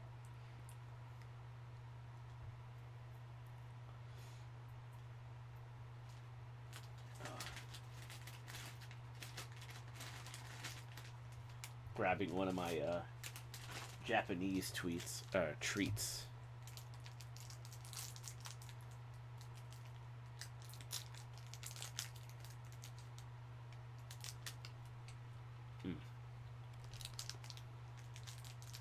One thing I will say is because I've been doing Instacart so much is I've been going to all these different grocery stores that I'm not accustomed to. Some meeting of the minds in front of the crease. And it's actually really cool going to the Asian markets. Seeing all the different types of like snacks and treats and stuff like that they have. Have you been to the Japanese grocery store in Tyson's? I live in Germantown, Maryland, so. I don't know if you're getting. I mean, you could do Instacart in Virginia too. I ain't doing it down there. However, I might be working in Tyson's Corner for 5 days on a temp assignment. I agreed to do it because of the fact that it's a just for 5 days. And so I'm actually probably going to be in Tyson's for 5 days at the end of this month. I'm just waiting for them to send me an assessment that I have to take. So that way they can officially approve me for the role. So it's just like facilities office admin type work. I'm just like I would just be coming in to fill in for the person who normally does it but is going on vacation. So it's not bad, you know. I'll do it. I'll have fun with it, you know. You just have to cross the bridge 5 days a week. Well, it's interesting because it would be a Thursday, Friday to train with the person, and then it's the Monday through Wednesday when the person's actually out of the office. So it's kind of interesting. It's kind of cool that way. So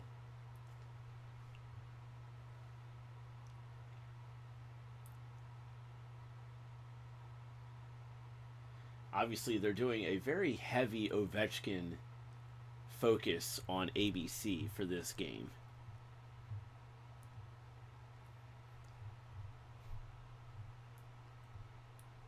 Because earlier they did one thing for Ovechkin's office, which is up on social media. Now they've done one for like it's almost as if like ESPN is acting as if he's going to be retiring at the end of the season. I mean, the NHL scheduled it like he's going to be. Not saying they know anything, but. Well, that's the thing. Like Ovechkin, when he was asked, like I'm still here now. It's like, yeah, that's cool that you're still here now. Did you get the email of saying it's from the cast that they had to apologize that it was Ovechkin's last season in the email? No, because apparently it was select people who got the email because it was a marketing person who leaked it out. They actually didn't know anything. They just the thing that was really interesting about it in general was the fact that it was a drafted email. It was something that was drafted that was never meant to go out, because what they wanted to do is, like, when you do marketing, and especially in a scenario like it is with Ovechkin right now, right? Where you don't know if it's his last season, you're going to draft up a series of emails focused on, obviously, like season ticket renewals. Okay, we're going to do our season ticket renewals. Well, we're going to have 3 different versions of this email drafted to go out to our season ticket holders. One will talk about the return of Ovechkin, one will not even mention Ovechkin, and one will mention, the moving on past Ovechkin, moving into the new era post Ovechkin. Obviously, the one they sent to us had nothing to do with the team. It just had more to do with the halo. That did not go over well. And very tone deaf once again.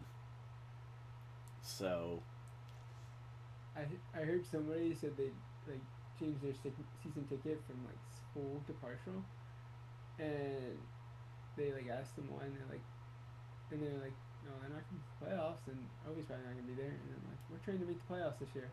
We're going to make the playoffs when we come back. That's when PLD comes back.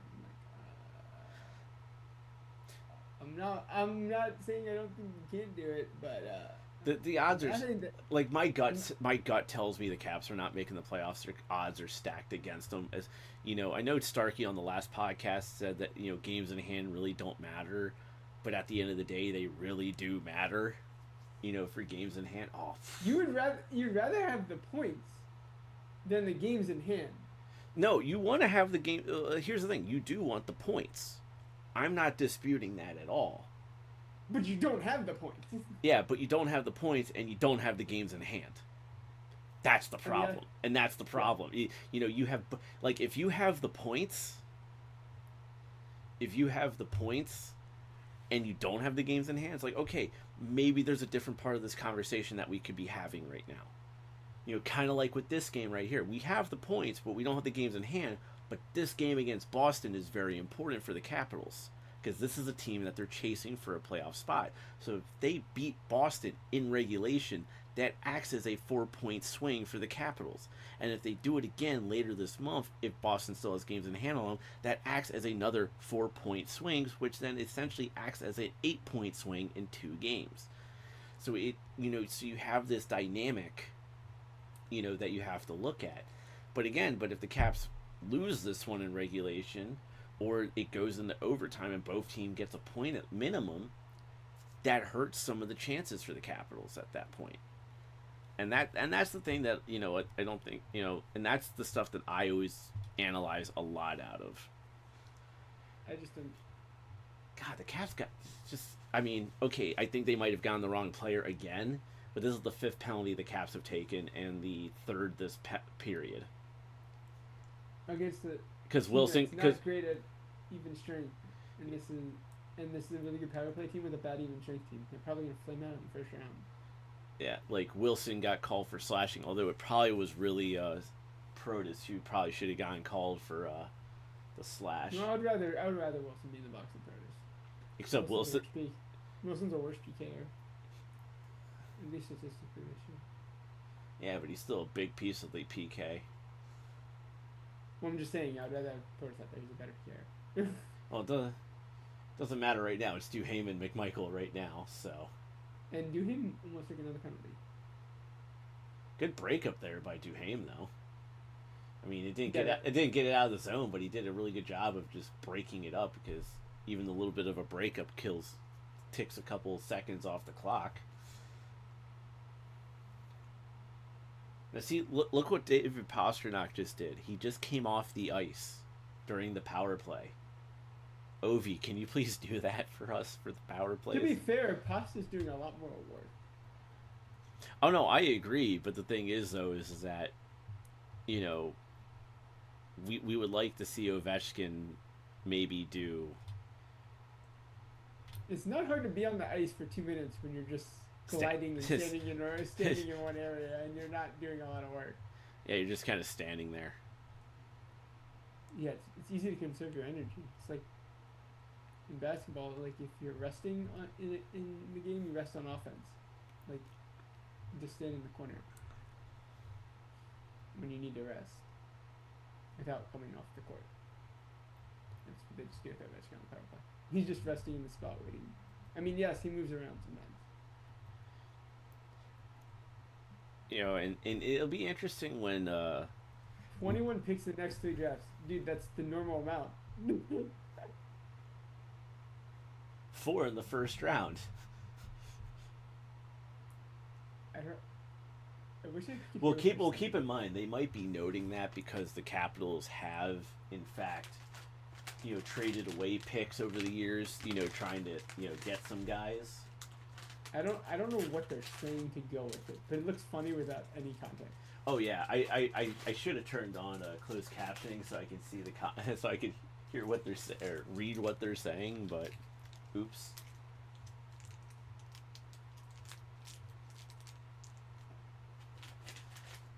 This is not ESPN's best broadcast team, so. Even though I think it's their number 1 team. It is their number 1 team. It's McDonough with Kaplan and Ferraro. That's the number 1 team. Yeah, but their best announcers, their second team. Well, Ferraro and Kaplan I like. Yeah, I meant play-by-play guy. Yeah. Oh, McDonough. Oh, yeah, Brendan Burke or whatever it is. No, Bob. Oh, Bob Wishhausen. Wishhausen, yeah. Yeah, Yeah, I'm not big on him. I like Sean over Bob. But that's also that's also because Sean has a hockey background, whereas Bob doesn't. Bob does everything. He's everywhere. He's really good at like everything. Because he does college. Well, McDonough does college football too. But he does everything for ESPN. He does basketball for ESPN too. But yeah, but no, Ferraro I have no problems with because, well, one, the guy's a former NHL player, so he knows what he's talking about. And I've always liked Emily Kaplan. I think she's amazing. She's a really great reporter. So I have no qualms with her. McDonough's just not. Sometimes gives you the recurring Al Michaels of not the most enthusiastic call. In the voice.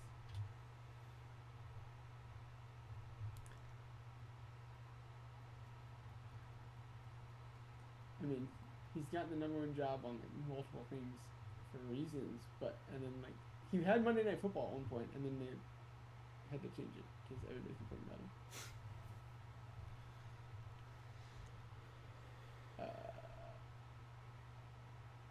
Why is this pair out here? Oh, is that? Oh, it's Roy and Faravari. That doesn't make sense to have them as a defensive pair.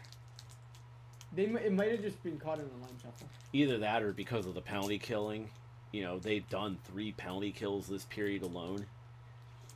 And it's been happening like almost every 4 minutes on average. I think they just got caught in the change. When they switched the pairs to the Carlson and Chikrin when they were for a run, I'm like, what are you doing? Why did you just nuke half your offensive production? Even if Chikrin and Carlson's the best statistical pair, the point is to just have them out there more separate, so they can both do it over more minutes. Caps to the power play. Pasternak took a penalty. No, I wish they could decline the penalty.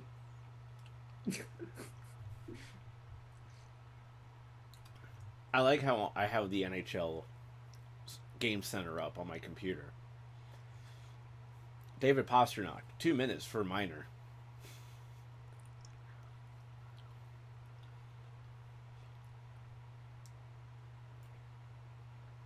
Interference on against Duhaime.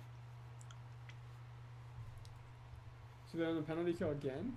No. Pasternak got 2 minutes for interference against Duhaime. Like, he interfered with Duhaime.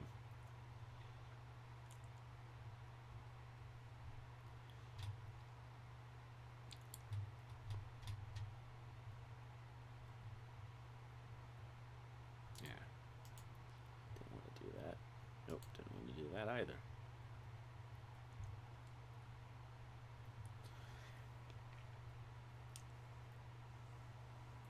So this will be the Caps' third power play opportunity.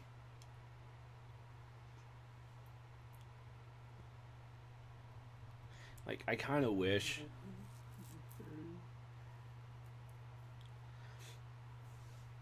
You know, I wish there was a simple solution to the Capitals' special team woes.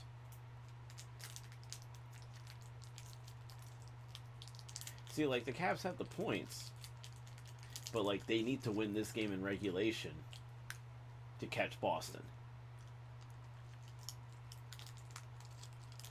Alright, let's see what Pasternak did.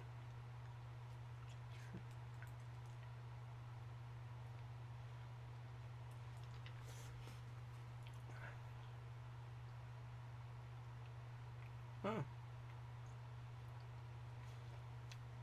Isn't much, but I'll take it. They're calling everything. They're calling phantom penalties on the Caps, so...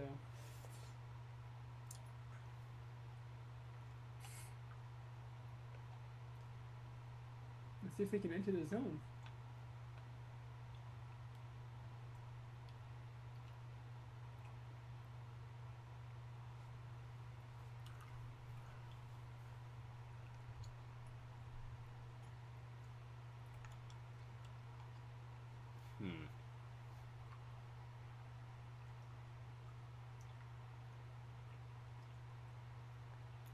Wilson literally killed that penalty, that power play, because he gets the puck in the middle of the zone, and instead of skating towards the blue dot, just set everything up and just passed it to Ovechkin, who's next to him, who shot it into somebody, returned it over.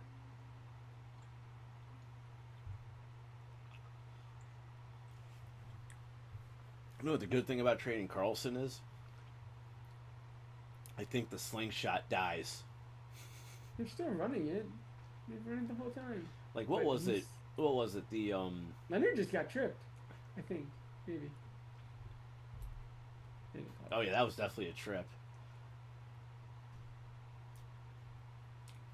I mean, they're gonna run the slingshot because it's so efficient at like getting two guys going through Except the it's middle. not. It's really not. What was it? It was. Oh God. Was it the first two games out of the break? Or no, it was the Nashville game right before the break.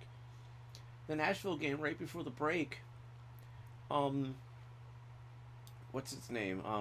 They went for the slingshot, and Nashville picked it off twice. Wasn't one against Carlson? But I think one was against Carlson. I think one was against Chikrin. Yeah, sometimes they just do it too blind. But once you the point is to get like a fast guy coming through the middle of the zone with another guy. And there's like 4 options. You can't really defend that. Everybody does it in the NHL. Oh. Ovechkin goes down. The puck goes to the slot. Okay, cool. Now Ovechkin comes off, and there's a penalty on Ethan Frank.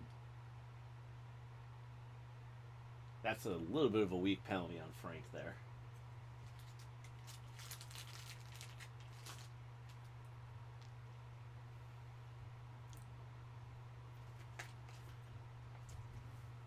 You know what? Because this is the sixth penalty the Caps have taken, I'm breaking out a can of 7-Up Shirley Temple. That was pretty good. They not.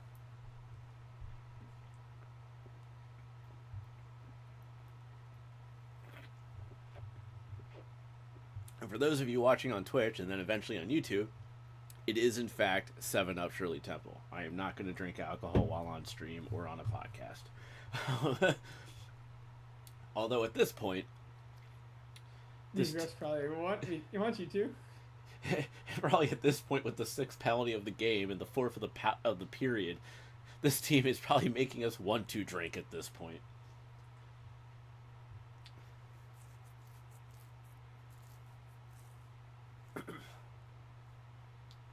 Wait, San Jose's in a play. Oh, okay, I see what. San Jose's not. On Tankathon, they have San Jose in the playoffs and Edmonton out, but it's not. It's just the point percentage. Well, that's also because right now, even though San Jose or Edmonton has 3 more points than San Jose. What's the point percentage? San Jose also has 3 games in hand on the Oilers, and yeah, the point percentage is 0.542 for San Jose, 0.540 for the Oilers. Did San Jose call up Igor Chernakov again? Chernyakov's with he's with Pittsburgh. Chernyshov. Oh, a different guy. I thought you said Chernakov, which was the guy Columbus traded to. No, it's the guy that fell to the San Jose in the second round because he got sunburned. Oh yeah, the sunburn guy. That's pretty funny. Oh, and then San Jose is only 2 points behind Seattle for the second wild card spot. The Pacific is horrendous. If the Cats were in the Pacific, they would be in the playoffs.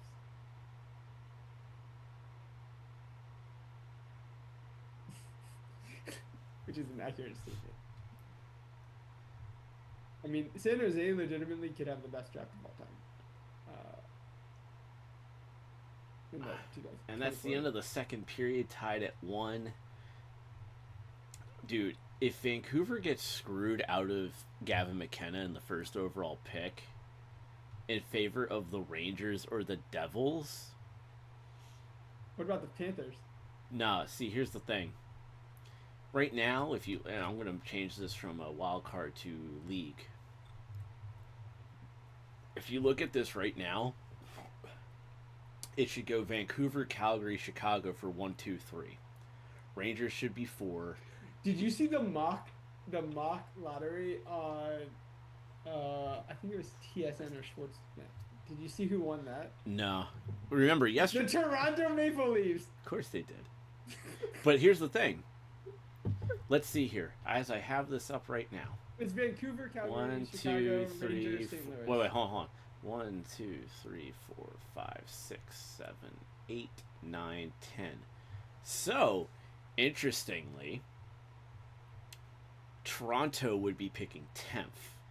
Florida would be picking 11th if everything stayed the way it was right now. No. And remember, you can only move up 10 spots if you win the draft lottery. So, in theory, Florida or Toronto could end up getting the first pick. You know, it'd be hilarious. But here's the thing. And there's a reason why a lot of people felt like Schaefer going to the Islanders was rigged. Oh no, it wasn't rigged because they did it live on television. You could see that it wasn't rigged. But the coincidences of, oh look, the Rangers are out of the playoffs. Now they get a top 3 pick. Oh, the Devils are out of the playoffs. They get a top 3 pick. No, I think because of how they're doing the lottery odds, they're going to do the lottery so they don't make odds. If Ottawa misses the playoffs and they get 15 and they won the lottery, they can only go to 5. But if Toronto's at 5, they have the pick. So if they won the lottery, Toronto would technically drop to 6 and the pick would go to Boston. So. And they don't get a pick. But they would just use them. They're going to keep them in there as a. Well, no. So say Toronto's 5th, right? It says they're not eligible for the lottery draw. They should be. I think they're going to be. in the lottery draw because they can't take them out. They don't want to mess with the odds. Yeah, but the thing is though is that but like if it's not Vancouver, like say it's not Vancouver, Calgary, Chicago for the first 3 picks, and magically the Rangers and the Devils bounce up into the top 3, that's going to be screaming rigged. They're going to do it live on TV. I know they're going to do it live on TV, but the thing is though is that doesn't mean that they could still change something. You know, I mean, you know, they can still manipulate, because the reality is that, you know, the fact that what was it? The Rangers got Lafreniere. Remember the 2020 play-in, and then the team who got eliminated from the play-in ended up getting the first overall pick. So everyone was saying, "Oh, it's going to be either the Rangers or the Canadians," and then it ended up being the Rangers. And a lot of GMs and owners bitched out the league over it.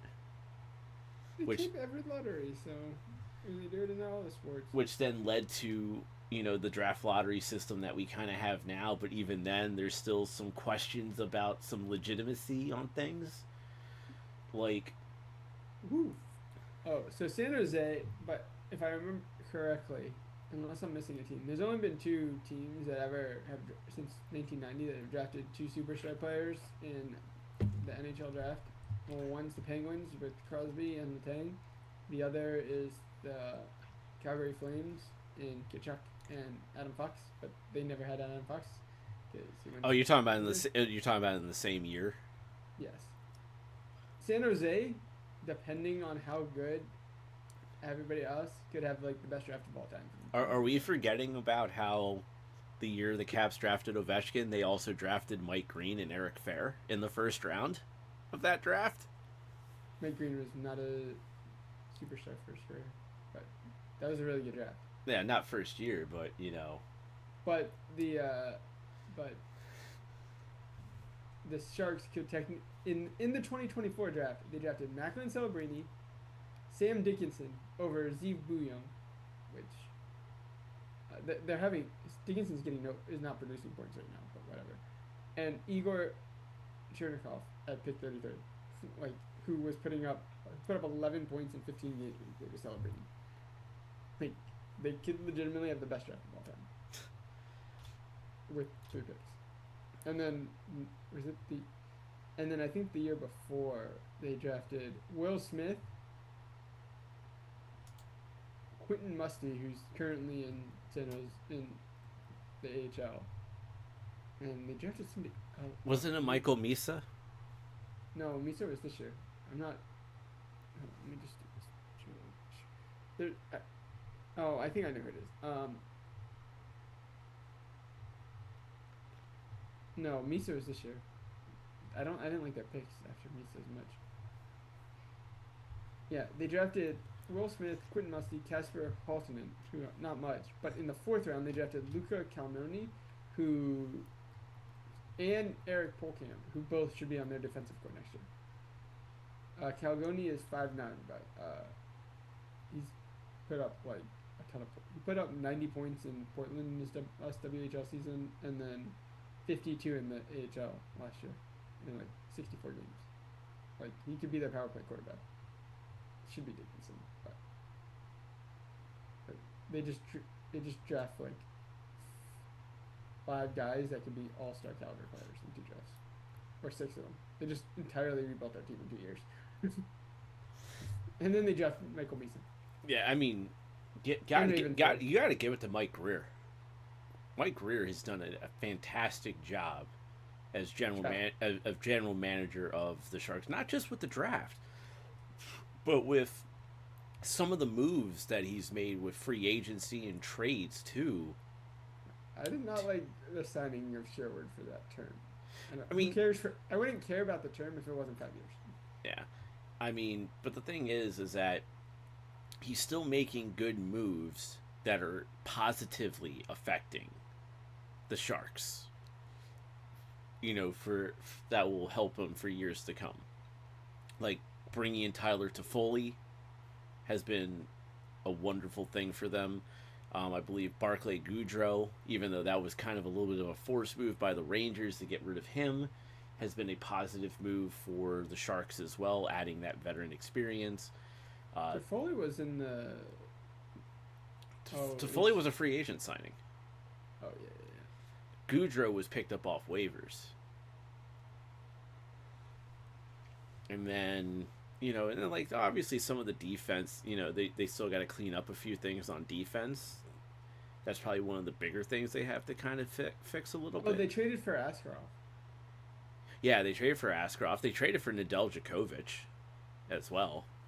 So it's like, and those two guys have been like the 1-2 pair for. Ned's perfectly. Besides Ned, like almost. Ned literally had.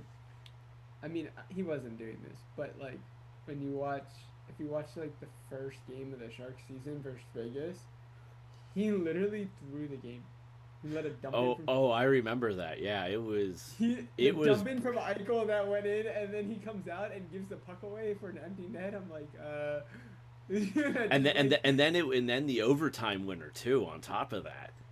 Yeah, that's the other one. Yeah, it was like, man. Yeah, I remember watching that, going like, man, I don't want to be Ned right now. Is he betting on the game? He wasn't. I'm sure he wasn't. But like, it's like one where you're like, okay. What did we miss any trades? Oh, Lindgren was. We talked about Liljegren. We talked about Kampf. Those guys are just rentals for the remainder of the season. I'm not sure about Lindgren.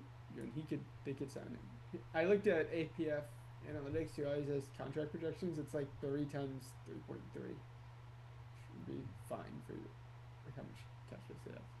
And they're not going to bring back TBR. He's pretty. Well, Liljegren's 26, so it's not too bad. So he does fit the age bracket of what the Caps are looking for. And he fits what they go for. Very good, like puck moving guys that can move the puck pretty well and play some solid defense. I don't know. Apparently he's the odd man out in San Jose, but like I know he can move the puck. It always felt weird. I'm pretty sure the Leafs at one point had all of Morgan Rielly, Sean Druzy, Rasmus Sandin, and Timothy Liljegren, and they somehow only still have Morgan Rielly. Well, yeah, that's because Jersey is with Utah. And Utah made a huge trade for them too. Yeah. They got Weegar and gave up apparently nothing, basically. Yeah. That was the funny thing when I remember. I think it was Darren Dreger. He tweeted, I'm sad to report, but for all the Calgary fans, Tig Iginla is not part of the trade. # sorry. He's not even their best prospect, but. Yeah, but everyone wants him to go to Calgary because of his dad.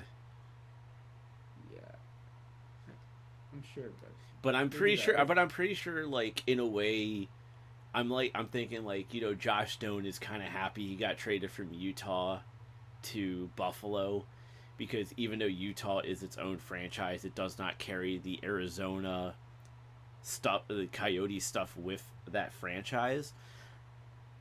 For him, it was still always going to have that stigma of the Coyotes and his dad. So I think his dad's with the Toronto Maple Leafs now, but the thing is though is that it still had that perception of Josh Stone is the son of Shane Shane Doan.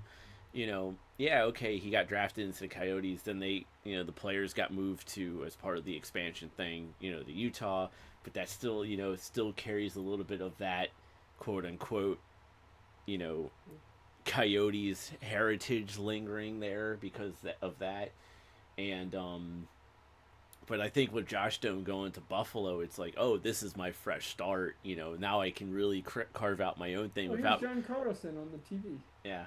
Without being, as they say, having his dad overshadow him still. And it's kind of like the same way with Tig Iginla. It's like, let him build for himself in Utah and not have him be anywhere near Calgary, just simply because that's a huge shadow that's going to loom over him if he ever did play for the Calgary Flames because of his dad. So, You think Utah signs their current first line center? who's the current first line center? It's Schmaltz. I think they do. It sounded like in Friedman's thing, he did like a little written blog the before the trade deadline came. And it was actually before the Carlson trade was announced. Friedman had noted that Utah is definitely working on an extension for Schmaltz. It didn't sound like they were going for it earlier. But either way, I don't. They need to find a way to get. I don't. They need another winger, somehow. But they have Aginla coming. They have Boot coming, who's in the AHL, and Caleb Dejanay from who's in the queue right now. He won't be in the. Assuming this rule change goes through, he won't be in the queue next year. He'll be in wherever Utah's AHL team is. They're in Tucson. Yeah, we got about 4 minutes until we're back in the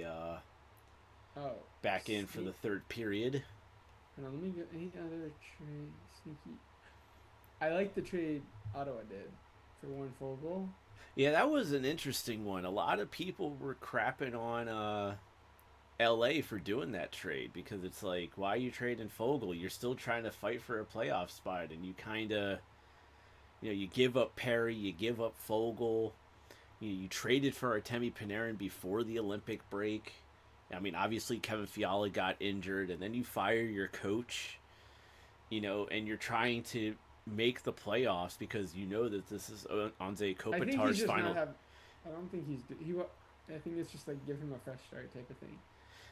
That may be, but at the same time, it's like you're trying to make a push to get into the playoffs. They felt that Jim Hiller was not the guy and this is Kopitar's last season, and they want to try to go deep. So it's like, why are you trading Fogle? Why are you trading Corey Perry? You brought these guys in or I mean, at least in the case of Perry, because I think Fogle's been there for a while now. But for the case of Perry, you brought him in, because you wanted that guy who has that cup experience, for the younger guys.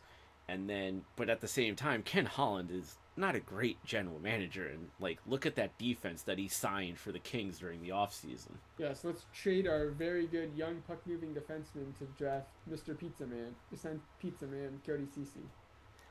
And then have our coach do Daughtry for 25 minutes a night and not play your actual best defenseman in Brant Clark, who's your Daughtry replacement, who's already there and ready enough to at least have close enough to even minutes with Daughtry, and not have him play more. Yeah, it made no sense. Yeah, there's a lot of head scratching that goes on that makes us wonder about. Edmonton's picky. They traded so much for just depth guys that don't score. That didn't. Well, the interesting thing is that obviously when Bobrovsky's name got put out there and Bennington's name got put out there, a lot of people were asking about, would the Oilers go after either of them? And Friedman had said, I think he even said it on Hockey Night in Canada last Saturday during Saturday headlines. He openly said that, no, Edmonton's good on goaltending. When they traded for Jari, who's not the greatest in the world, that's who the guy that they wanted to be, the guy.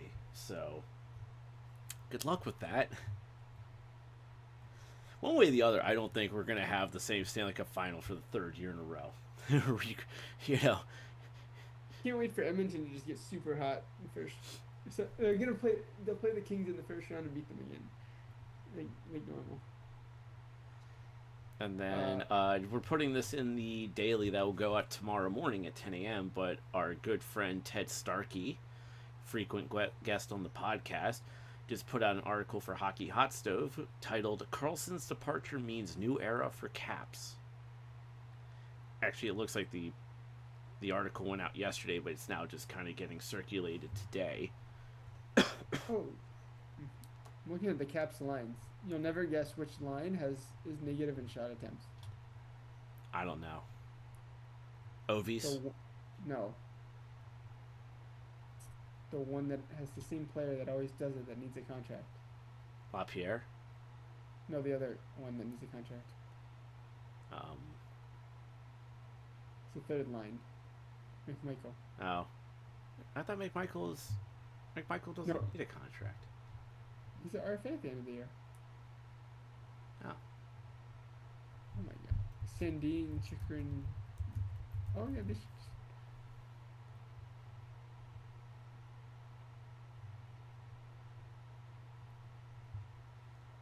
Oh, yeah, you're right. He is an RFA.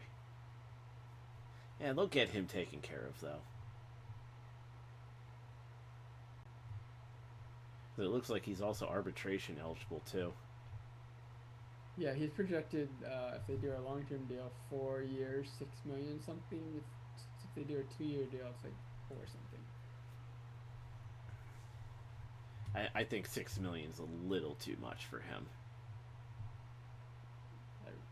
He's compared to me And the third period is underway on the Bruins power play. for another minute and a half. Yeah, they put Roy and Ferravari out together on the power play since they don't have Ferravari's old partner anymore. Is there any trades we talked about the Kadri trade and they got Wall. That center back was ridiculous. Yeah, we went over a lot of the trades, a lot of the big ones. I mean, obviously, the one that made a lot of people scratch their head was Carolina. Doing nothing? Yeah, all they did was pick up Nick Delorier from Philly. They got him off waivers, didn't they? What? You got him off waivers, right? No, they traded for him. I thought he was on waivers. No, the Flyers acquired Luke Glendening off of waivers. Oh, they gave up a 7th round pick. Yeah. Whatever. And it's a conditional pick too, because relating to the game today, since Boston's done a really good job rehabbing teams, they acquired Lucas Reichel from Vancouver for a 6th, which is what Vancouver, I believe, gave up for him. And his data looks great for when he's developing, and then somehow everything went terrible in Chicago because apparently all he does is skate fast and does nothing else. I mean, he put up a 53-point season, at what equivalent to a 50-point season at 20, and then did nothing in Chicago. And then he put up 4 points with Chicago in the 5 games he played, and then got 1 in Vancouver. I don't know. I mean, Boston's done a really good job of rehabbing. He gets absolutely destroyed in shot attempts every time, so that's probably part of it. But that is another kill for the Capitals on the penalty kill. I guess they don't need Nick Dowd for that. What? I guess they don't need Nick Dowd to kill penalties. Well, I mean, when he's winning face-offs for you, it helps. Yeah, it definitely helps. Yeah. And right now, I mean, face-off percentage right now, I mean, it doesn't show it for the penalty kills specifically, but the Caps are 57.6%, and the Bruins are 42.4% right now in the face-off circle. Caps winning 19 of 33. Caps are out shooting the Bruins at even strength. 5-5. But they've been on the penalty kill in the top game. Yeah, that's why the Caps really can't get out of the gates too much because of just all the freaking penalties. Is Falk gonna be the second pairing for the Red Wings? Oh, and the Kraken got Bobby McMahon. Oh, and then the Kraken also re-signed Jordan Eberle to a 2-year deal. That's fine. He's their captain.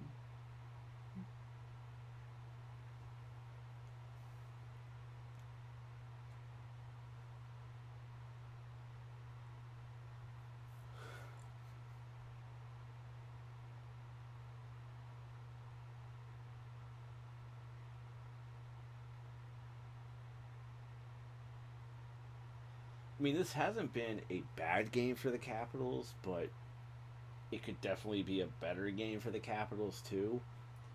Like, I'm glad. Like, obviously, the one thing a lot of people were afraid of was like what type of what how would the Capitals respond to losing Nick Dowd and John Carlson, because obviously we know, yes, the last 2 days have been very somber, sad days in that locker room because of the losses of Dowd and Carlson via trades. But at the same time, it's like, as we've discussed, it's a business, so got to go out there and you got to conduct business. What the quote from Tom Wilson was perfect. I didn't actually. Wilson and Strome's videos are the only two I didn't watch yesterday. He said something about like it's sad, but we have a game tomorrow. We got to go do our jobs, basically. Oh yeah. I know Ovechkin, when he was asked, it's like, well, I'm still here. And I was like, yeah, but are you gonna be here next year, bro? All of his friends are gone. Literally. Yeah, somebody I saw post something on social media. I forget if it was Facebook or Twitter, and somebody was like, when they traded Carlson, they're like, oh well, they did Backstrom dirty. It's like, no, they didn't. They left Backstrom on the Backstrom and Oshie on the team via long-term IR. Like, they didn't trade them. They didn't trade the contracts away. So it's like how did they do Backstrom dirty? Like, explain that one to me. Backstrom tried to play, and then it was like Cook, and then just like they probably had a conversation with the GM, like, dude, we're not gonna bring you back, Cook. We want the money. Can you just let us put you on LTIR, and you can do whatever after? Yeah, yeah. So how is that doing them dirty? They didn't. Maybe he could have played. Maybe he could have played a year. Like, they didn't even treat him. Like, Carey Price is going in the. I'm pretty sure he got elected to the Hall of Fame, and he's still on the San Jose Sharks. No, because he hasn't played in 3 years. He's now eligible to be elected, to be inducted into the Hockey Hall of Fame. And technically, he could win a Stanley Cup this year. He ain't going to, though. He ain't getting his name on the Stanley Cup. He ain't getting a ring. I know, but like, he's technically on the roster of the Sharks. Oof, that was a. How did? That's a tough one for LT to give up. I mean, he was left out dirty. He was left out to dry. Did he just come off on a line change? Oh. He just snuck behind. That's a nice play by Middlestat. Arvidsson's somebody I'm surprised Edmonton let go. He wasn't producing at all for them, but they had to sign Trent Frederick to an 8-year deal. Oh yeah, you had to have Trent Frederick.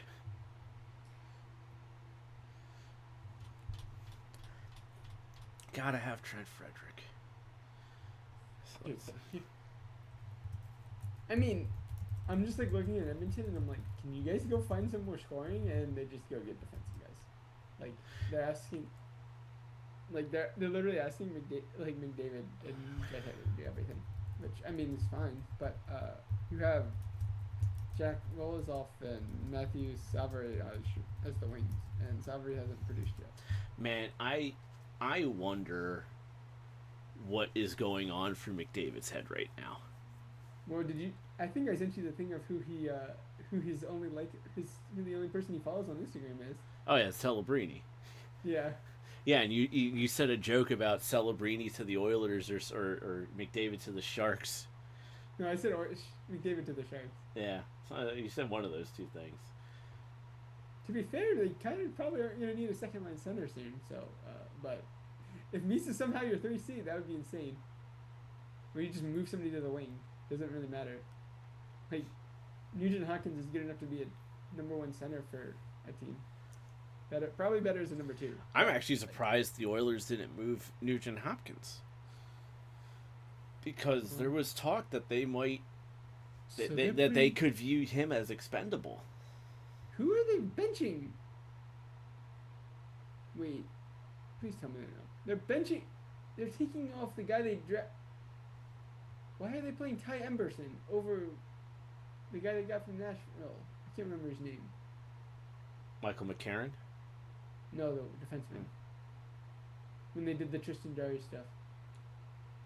Oh, He's small, but yeah, I'm blanking on that right now.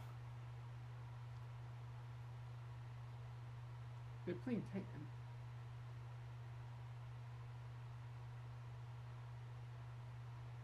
Oh, Stastny. Spencer Stastny. It's probably because he's a right stick, and they don't want to put a lefty on the right. But who cares? He's a better player than Emerson. If you're trading out Connor Murphy for Stastny, it's probably going to make your team worse if you're keeping Emerson in. Ovechkin's line is out there. Yep. With Chikrin on D. And Sedin. These two guys play pretty well together. But Yeah, I never liked it when they put Chikrin and Carlson out because they're essentially the same defenseman. I mean, they generate so much offense together. Damn, Chikrin just destroyed Lindholm. I mean, they would always generate a lot of offense, and I'm like, I don't really mind them doing it when you're needing to generate the offense, but if you're doing it in expense of like Defense. doing it the whole game where you're just putting two defensive defensemen together so you generate no offense out of that line, and then your shutdown pair, aka you get hammered in our defensive zone pair, that's bad.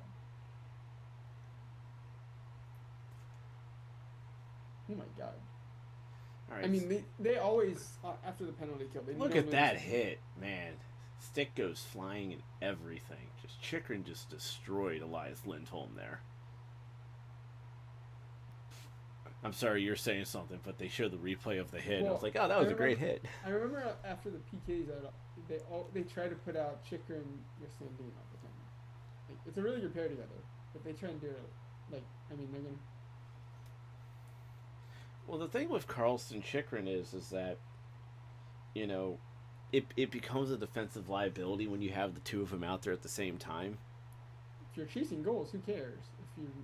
If you're trying to do the whole game, I think it's stupid. Yeah. When you're in the third period and down, yeah, do it. Like, that's when you're supposed to do it. Like, well, I remember when we first got Chikrin last season.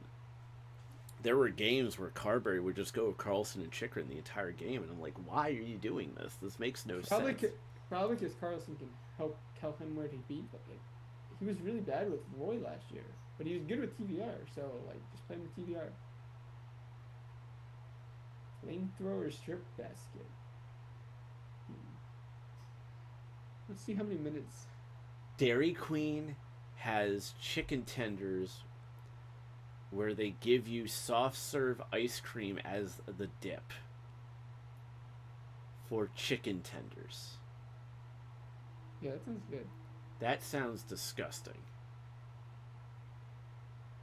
Like I think the whole like the fries into the flurry or whatever it is at Wendy's, the shake, nah. Oh, the Frosty, that's what it's called, the Frosty. Yeah, no, I ain't doing that. I ain't putting French fries in a Frosty. What about fries on your burger, like you can do at Sheetz, or fries on your sandwich, like you can do at Sheetz? See, that's different though. You're putting it into something that makes sense. Putting it in ice cream does not make sense.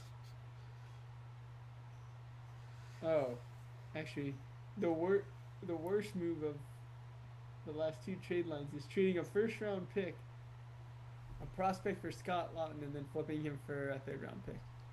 Yeah. Nobody could have seen that. Would have been bad. Good move for LA to pick up Scott Lawton, but are they gonna play Turcotte more then? Maybe.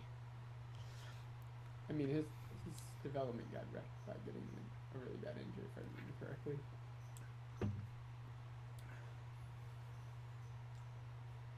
Oh, cool. We're gonna put out the line that can't generate any offense because Connor McMichael somehow always gets hammered into his own zone.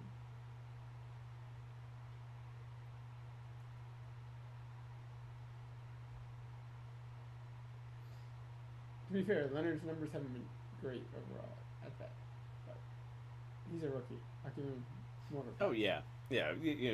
Same with sort of. They're both rookies. They're both. Sort of does a really good job of generating offense. So but like Leonard, it's been up and down. But like, okay, I can expect some bad stuff there. I'm not expecting him to play drive as much. He should be the third guy in the line. He's always been best at. If I remember correctly. That's what he's always been best at. That's what he did with Will Smith and Perot. I actually sort of got a piece of that before it got to McAvoy. Sort of defense is really good. Yeah, no. I thought he was gonna be the stout replacement, and then I'm like, he's producing too much points. I don't know how they handle this one. I don't know how Honestly, if you look at it from a more of a longer term thing, sort of is the LaPierre replacement.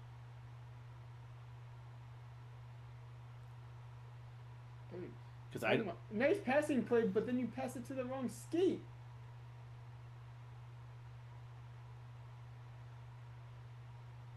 honestly they should have done one less pass and get a shot on goal instead while everyone was crashing the net. No, it would have been fine. You just put it behind the player, so they have to. It's their right skate instead of their left. Well, like so you could get it under their stick. Sandino's that was a better chance. And it wasn't overpassing. They just didn't execute the pass. See, I have the mentality of shoot first, pass later. I'm getting this on goal one way or the other, damn it. It was fine. Either works, but you can't pass the puck behind him.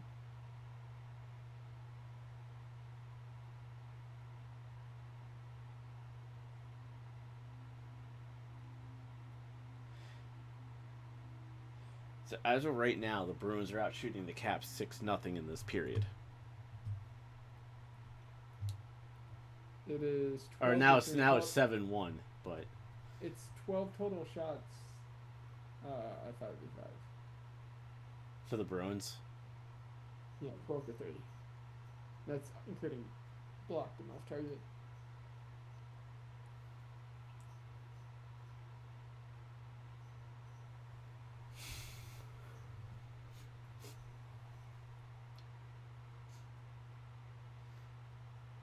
Man, the Bruins at home since January 1st are 11-0, have goals per game of 4.09. They have the fewest goals against. Yeah, they don't have a lot of offensive firepower outside of Pasta. Of like guys that are gonna change the game by themselves. When do they get Florida's pick next year, right? If Florida doesn't keep their pick, right? Otherwise it goes to 28. I don't know. I'd have to look at it again. I think they got the 27 first, but because of that protection from the Seth Jones trade, Chicago will get 27 first. Oh, no, you know who they would claim the lottery's rigged for if they won it? It would be the Blackhawks, because they put the cousins together. Even though McKinnon is like his 8th cousin or something. Through a marriage.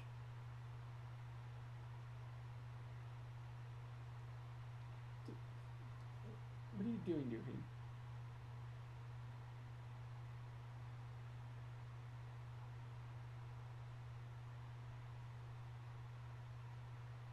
Just a little out of reach there. I thought initially sort of was the look like the Dowd replacement, but he can generate more offense than that. So I mean, there's a chance you could just say you could do. He's kind of the Dowd replacement, and like we're actually going to use you offensively a little bit more. Well, the thing about, also keep in mind that like sort of is like 12 years younger than Dowd too, so. there's a bit more of the glass ceiling is a bit higher for him. Yeah, he's also he's shown more offensive talent than Miro in his first 5 years of major development. So, Well, it's just good. well, Miro, you have to put an asterisk next to his because of the cancer. I mean, like he got cancer like the worst time for any player developing. So, Yeah, and so like so but like it's like equivalent to an injury, but cancer is just worse. oh yeah, it's why like when Oscar Lindblom, who was with the Flyers when he got cancer, it's like when he came back after beating it, he just was not the same player that he was before the cancer. I think he had cancer during that season. Like I know I sent you the beta card for him, but like he actually jumped his like the season after the cancer, and then just it went down. Like he came. I don't think he probably should have just played another year in the KHL, but like, the sanction stuff and everything. Oh yeah, Didn't wanted it. yeah, all that fun stuff. It was the time they could get over. And then they played him in the NHL and burned his ELC, which they're not doing that to Curtis. They're like, we don't want this situation again. Where now they have to pay him a year earlier than they had to. They're not paying him much, but Hey, we don't want to pay you much, but take your time. but it just loses your flexibility of like, hey,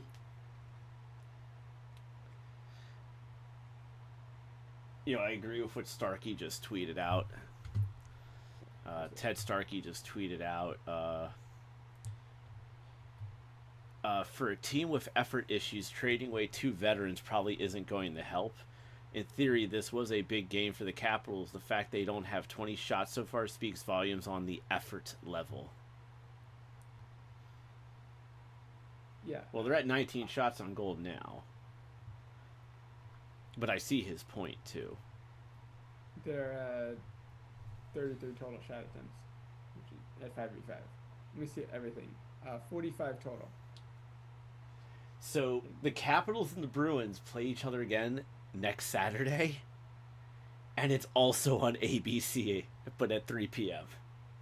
Oh, much better time. Yeah, I can actually go out and do some Instacart before the game starts. You can go do it after this, too. I probably am going to go out and do a little bit. But I got to do a little bit of post-production work, and that takes a little bit of time, too. Isn't that like prime hours? It depends. Well, Saturday and Sunday are prime days, and then weekdays there are certain prime hours and stuff like that. Like my 3 to 7. Yeah, my Thursday was really good. Why don't you get the tips? That's the key. Man, I did a really good one. No tip.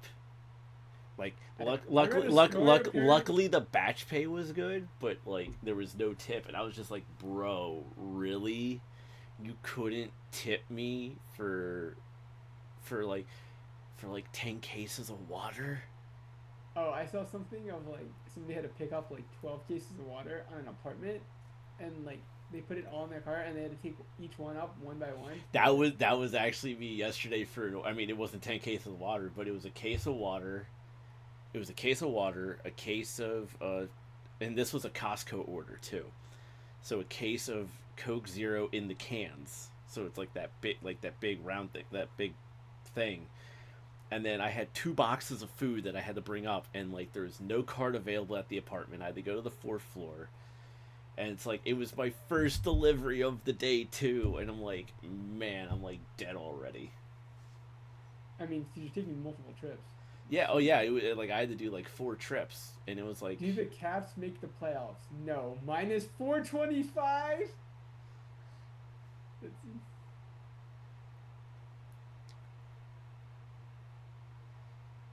But yeah, no, it like I don't mind it. It's wearing my car down. I know it. It's wearing me down. I physically know it. I'm just tired by talking about it. But I mean, hopefully the car's older, so it doesn't matter as much. I drive a 19-year-old car. Yeah. It's not depreciating it much. You just might have to do a little bit more maintenance, which costs money. Yep. But icing on the Bruins.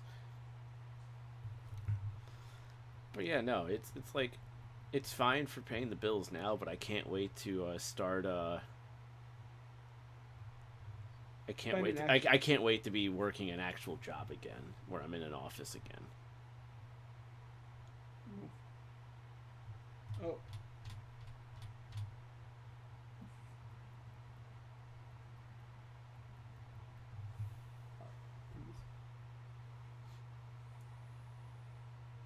Oh my god, nightmare.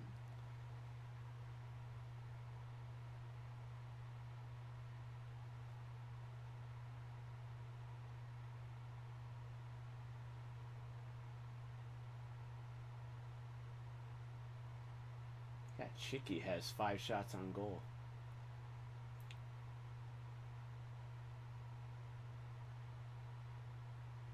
Another icing. Oh, the Sabres are tied for first? Yeah, that's why the Sabres were trying to go for Pareko. That Yeah. was a good ad. Somehow, when Well, apparently the other talk was that Buffalo was trying to go for Robert Thomas, and I think Utah was trying to go for Robert Thomas as well too. the Blues were asking for your top 3 prospects, so including the center. So it probably would have been if Utah would have had to given up Simikash, Dejanay, and Tidge. Again, and that was Buffalo would have had to give up Murta, Hellenis, and somebody else. I don't know who else they were. Like, they weren't doing that. I don't know who they consider their 3rd best prospect. It probably would have been Oslin or, like, Jury Check. Or Levi. But I don't think they're going to do all that. So apparently, Simone Holmstrom is now going to wear 92 for the Islanders, and Braden Shen will wear number 10 for the Isles. I wonder how much money he gave him for that. All I know is that the Islanders put out a tweet an hour ago showing deal equal made. Holmstrom will now rock 92. Shen will get to wear his number 10. You generally have, if I remember correctly, the player who gives up the number has to pay for all the jerseys possibly returned, if I remember correctly. Yeah, for anything that's in stock, but Holmstrom's not one of those guys that's going to have a lot of jerseys in stock. I'm sure Shen paid him some money. Oh, I'm pretty sure too. Maybe like a watch, or like, hey, I'll buy you dinner or something like that, or here's a nice thing of wine. Oh, normally, no. It's normally like $100K or something.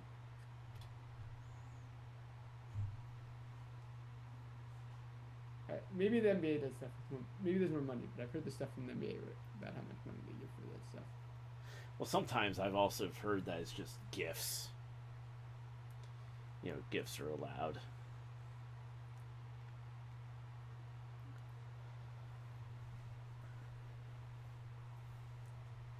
Oh, nice play by Sergis.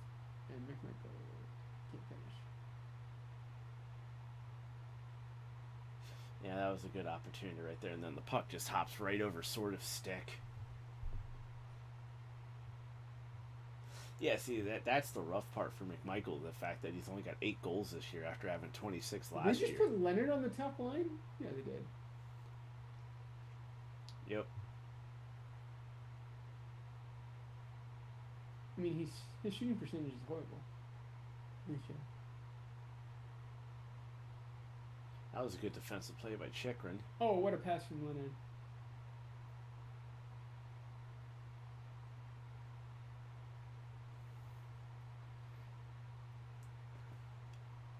Okay. I mean, Leonard had the right idea, just shot it right into the defender's legs. Oh, Leonard's on it. Can you not get that shot? He went for the current. He goes for that way too much, though. I think teams are starting to pick up on that with him. You need to go to the outside a little bit more, or at least fake it. I mean, that's part of. You want the young players to come in, do well, and also fail. They're gonna fail a lot. They're gonna do the thing that you need to be 6 out of 10 times good when you're doing it like 4 or 5.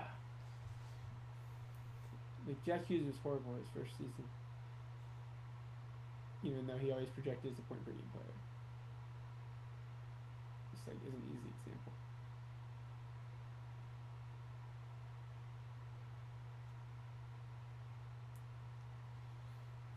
You think Schaefer's? Yeah, I think Schaefer's by far the favorite for the Calder, isn't there? Oh yeah, Schaefer's by far the favorite for the Calder. I think Fraser Minton of the Bruins will be in the conversation. It should be Demidov and Seneke at 2 and 3. Demidov will probably be in the conversation.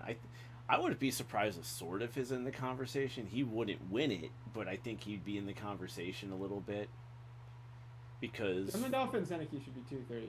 oh Seneca. It's yeah. Bennett Seneca of the Ducks. Yeah, Seneca I could see being in the conversation too. Like honestly, of the main rookies, I could see. Obviously, I think Matthew Schaefer's going to win it. I think Demidov's going to be the best player. Demidov will be in that conversation. Beckett Seneca will be in that conversation. Canadians question: You think as soon as Michigan season's over, they'll sign Hage? But do you think they will put Hage with Demidov and Slavakovsky and actually move Kapanen off of him? They could.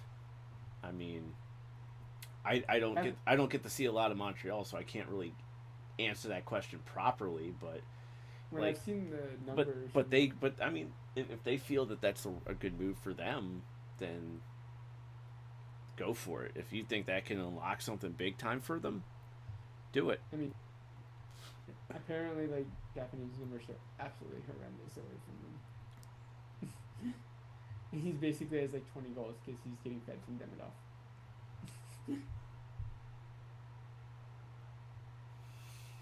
Oh yes, Ovechkin in the defensive zone with 3 minutes left. Now he gets off the ice, but a good clear out by him though. No, but they need him back out on the ice in a minute. No, they don't. Oh yeah, if they pull the goalie, yeah, they would. Yeah, that's kind of that doesn't apply. Yeah. Shut up, Meg. You know.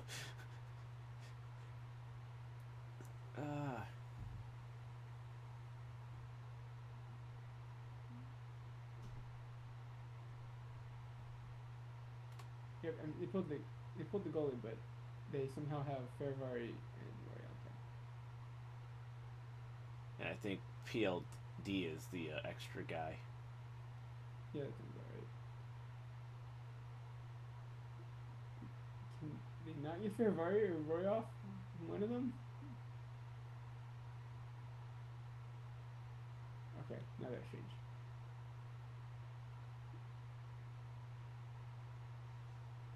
Yeah, good puck movement there. It's kind of sad that we can't even really like break this game down because there's not a lot to break down on this game.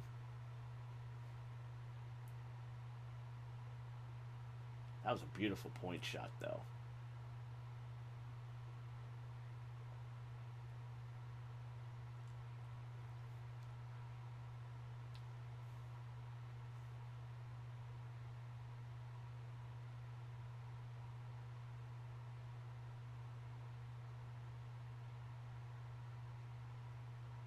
It's so weird seeing the Bruins Stadium Series jerseys and they have that advertisement on there. Because obviously in the outdoor games we're not allowed to have the advertisers on the jerseys.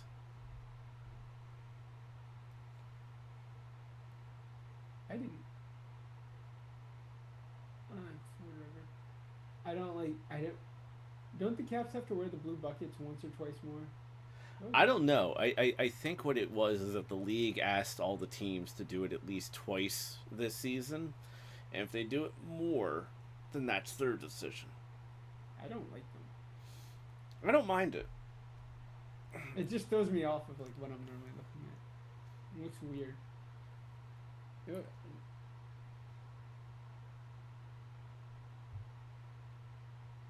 Well, it looks weird because we're not used to it. It's not like with, say, Carolina or the Sharks. Also, just doesn't match like the. I don't think it matches the white very well. Yeah. Well, I mean, it's also not like it's also different from like say compared to the Sharks or the Hurricanes, where they're like, oh no, we're just actually going to do it every freaking game, you know.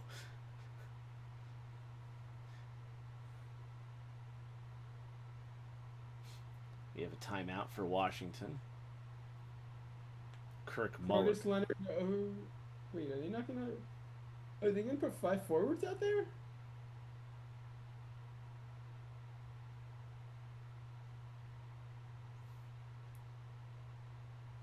What other games are there? Oh, hold on. Let me see. There's a lot of games today. Oh, so if the Flyers get a point off of the Penguins, that will help the Caps' draft position. Puck drop at 3:20 for the the Rangers game. Yeah, I figured that's what they do.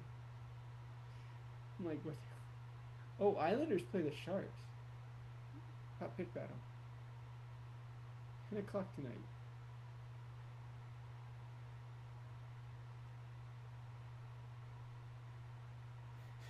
Ovechkin, 153 game time goals, most all time. I think a lot of the goals he scored is most all time at this point.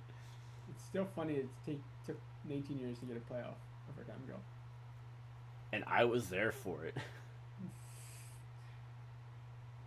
I mean, all I'll just say is it shows how like insanely lucky playoff overtime goals are. Like to beat the score. Oh yeah, like the fact that like Backstrom and and Oshie and I think even Wilson. Didn't Joel Ward have one? Yeah, Joel Ward had a Game 7 one against the Bruins, right? Yeah, yeah. He got racially abused in Boston. Yeah. So there's a band that I'm a big fan of. It's a Killswitch Engage, and they're from the Boston area. And I remember it was after Ward scored the overtime winner that knocked out the Bruins in Game 7. And after the concert, I ended up meeting the one guitarist and backing vocalist, Adam D. How's it gonna end this? Who's also he's also like one of the chief songwriters too, and Lindholm gets the empty netter. And he saw my Caps tattoos. I was like, oh man, I was there when Ward scored the overtime, the Game 7 overtime winner. It was so quiet you could hear a pin drop. Like he goes, TD Garden is never that quiet. Never.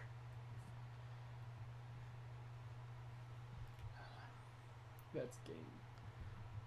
Yeah. The Caps don't get a point. Wait, what?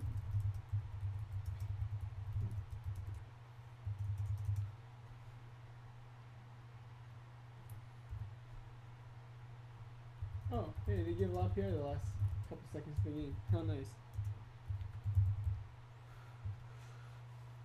Well, this sucked. I mean, we kind of expected this a little bit with the Caps. They have one line that can do anything consistently, and then the other line they need something. They need one of their two other lines to do something, and then they don't. Yeah, it's very, it is disappointing. But we'll, next up for the Caps is Monday against Calgary. Who are horrendous right now. We'll just, at this point it's just kind of a, like I've said this before, my gut tells me the Caps ain't making the playoffs. But we'll see. And Ovechkin will likely, I think, end the career where he started.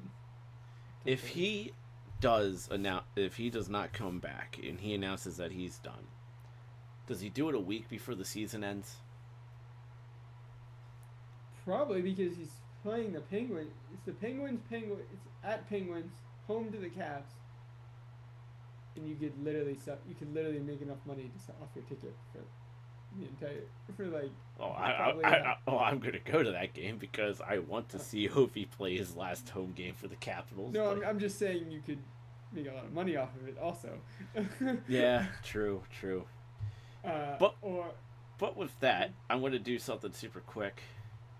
Oh, no, and then they would go okay. to Columbus and his career where he started the Nationwide Arena. Yeah, but so with that, ladies and gentlemen, this has been the the Morphinominal Hockey Show.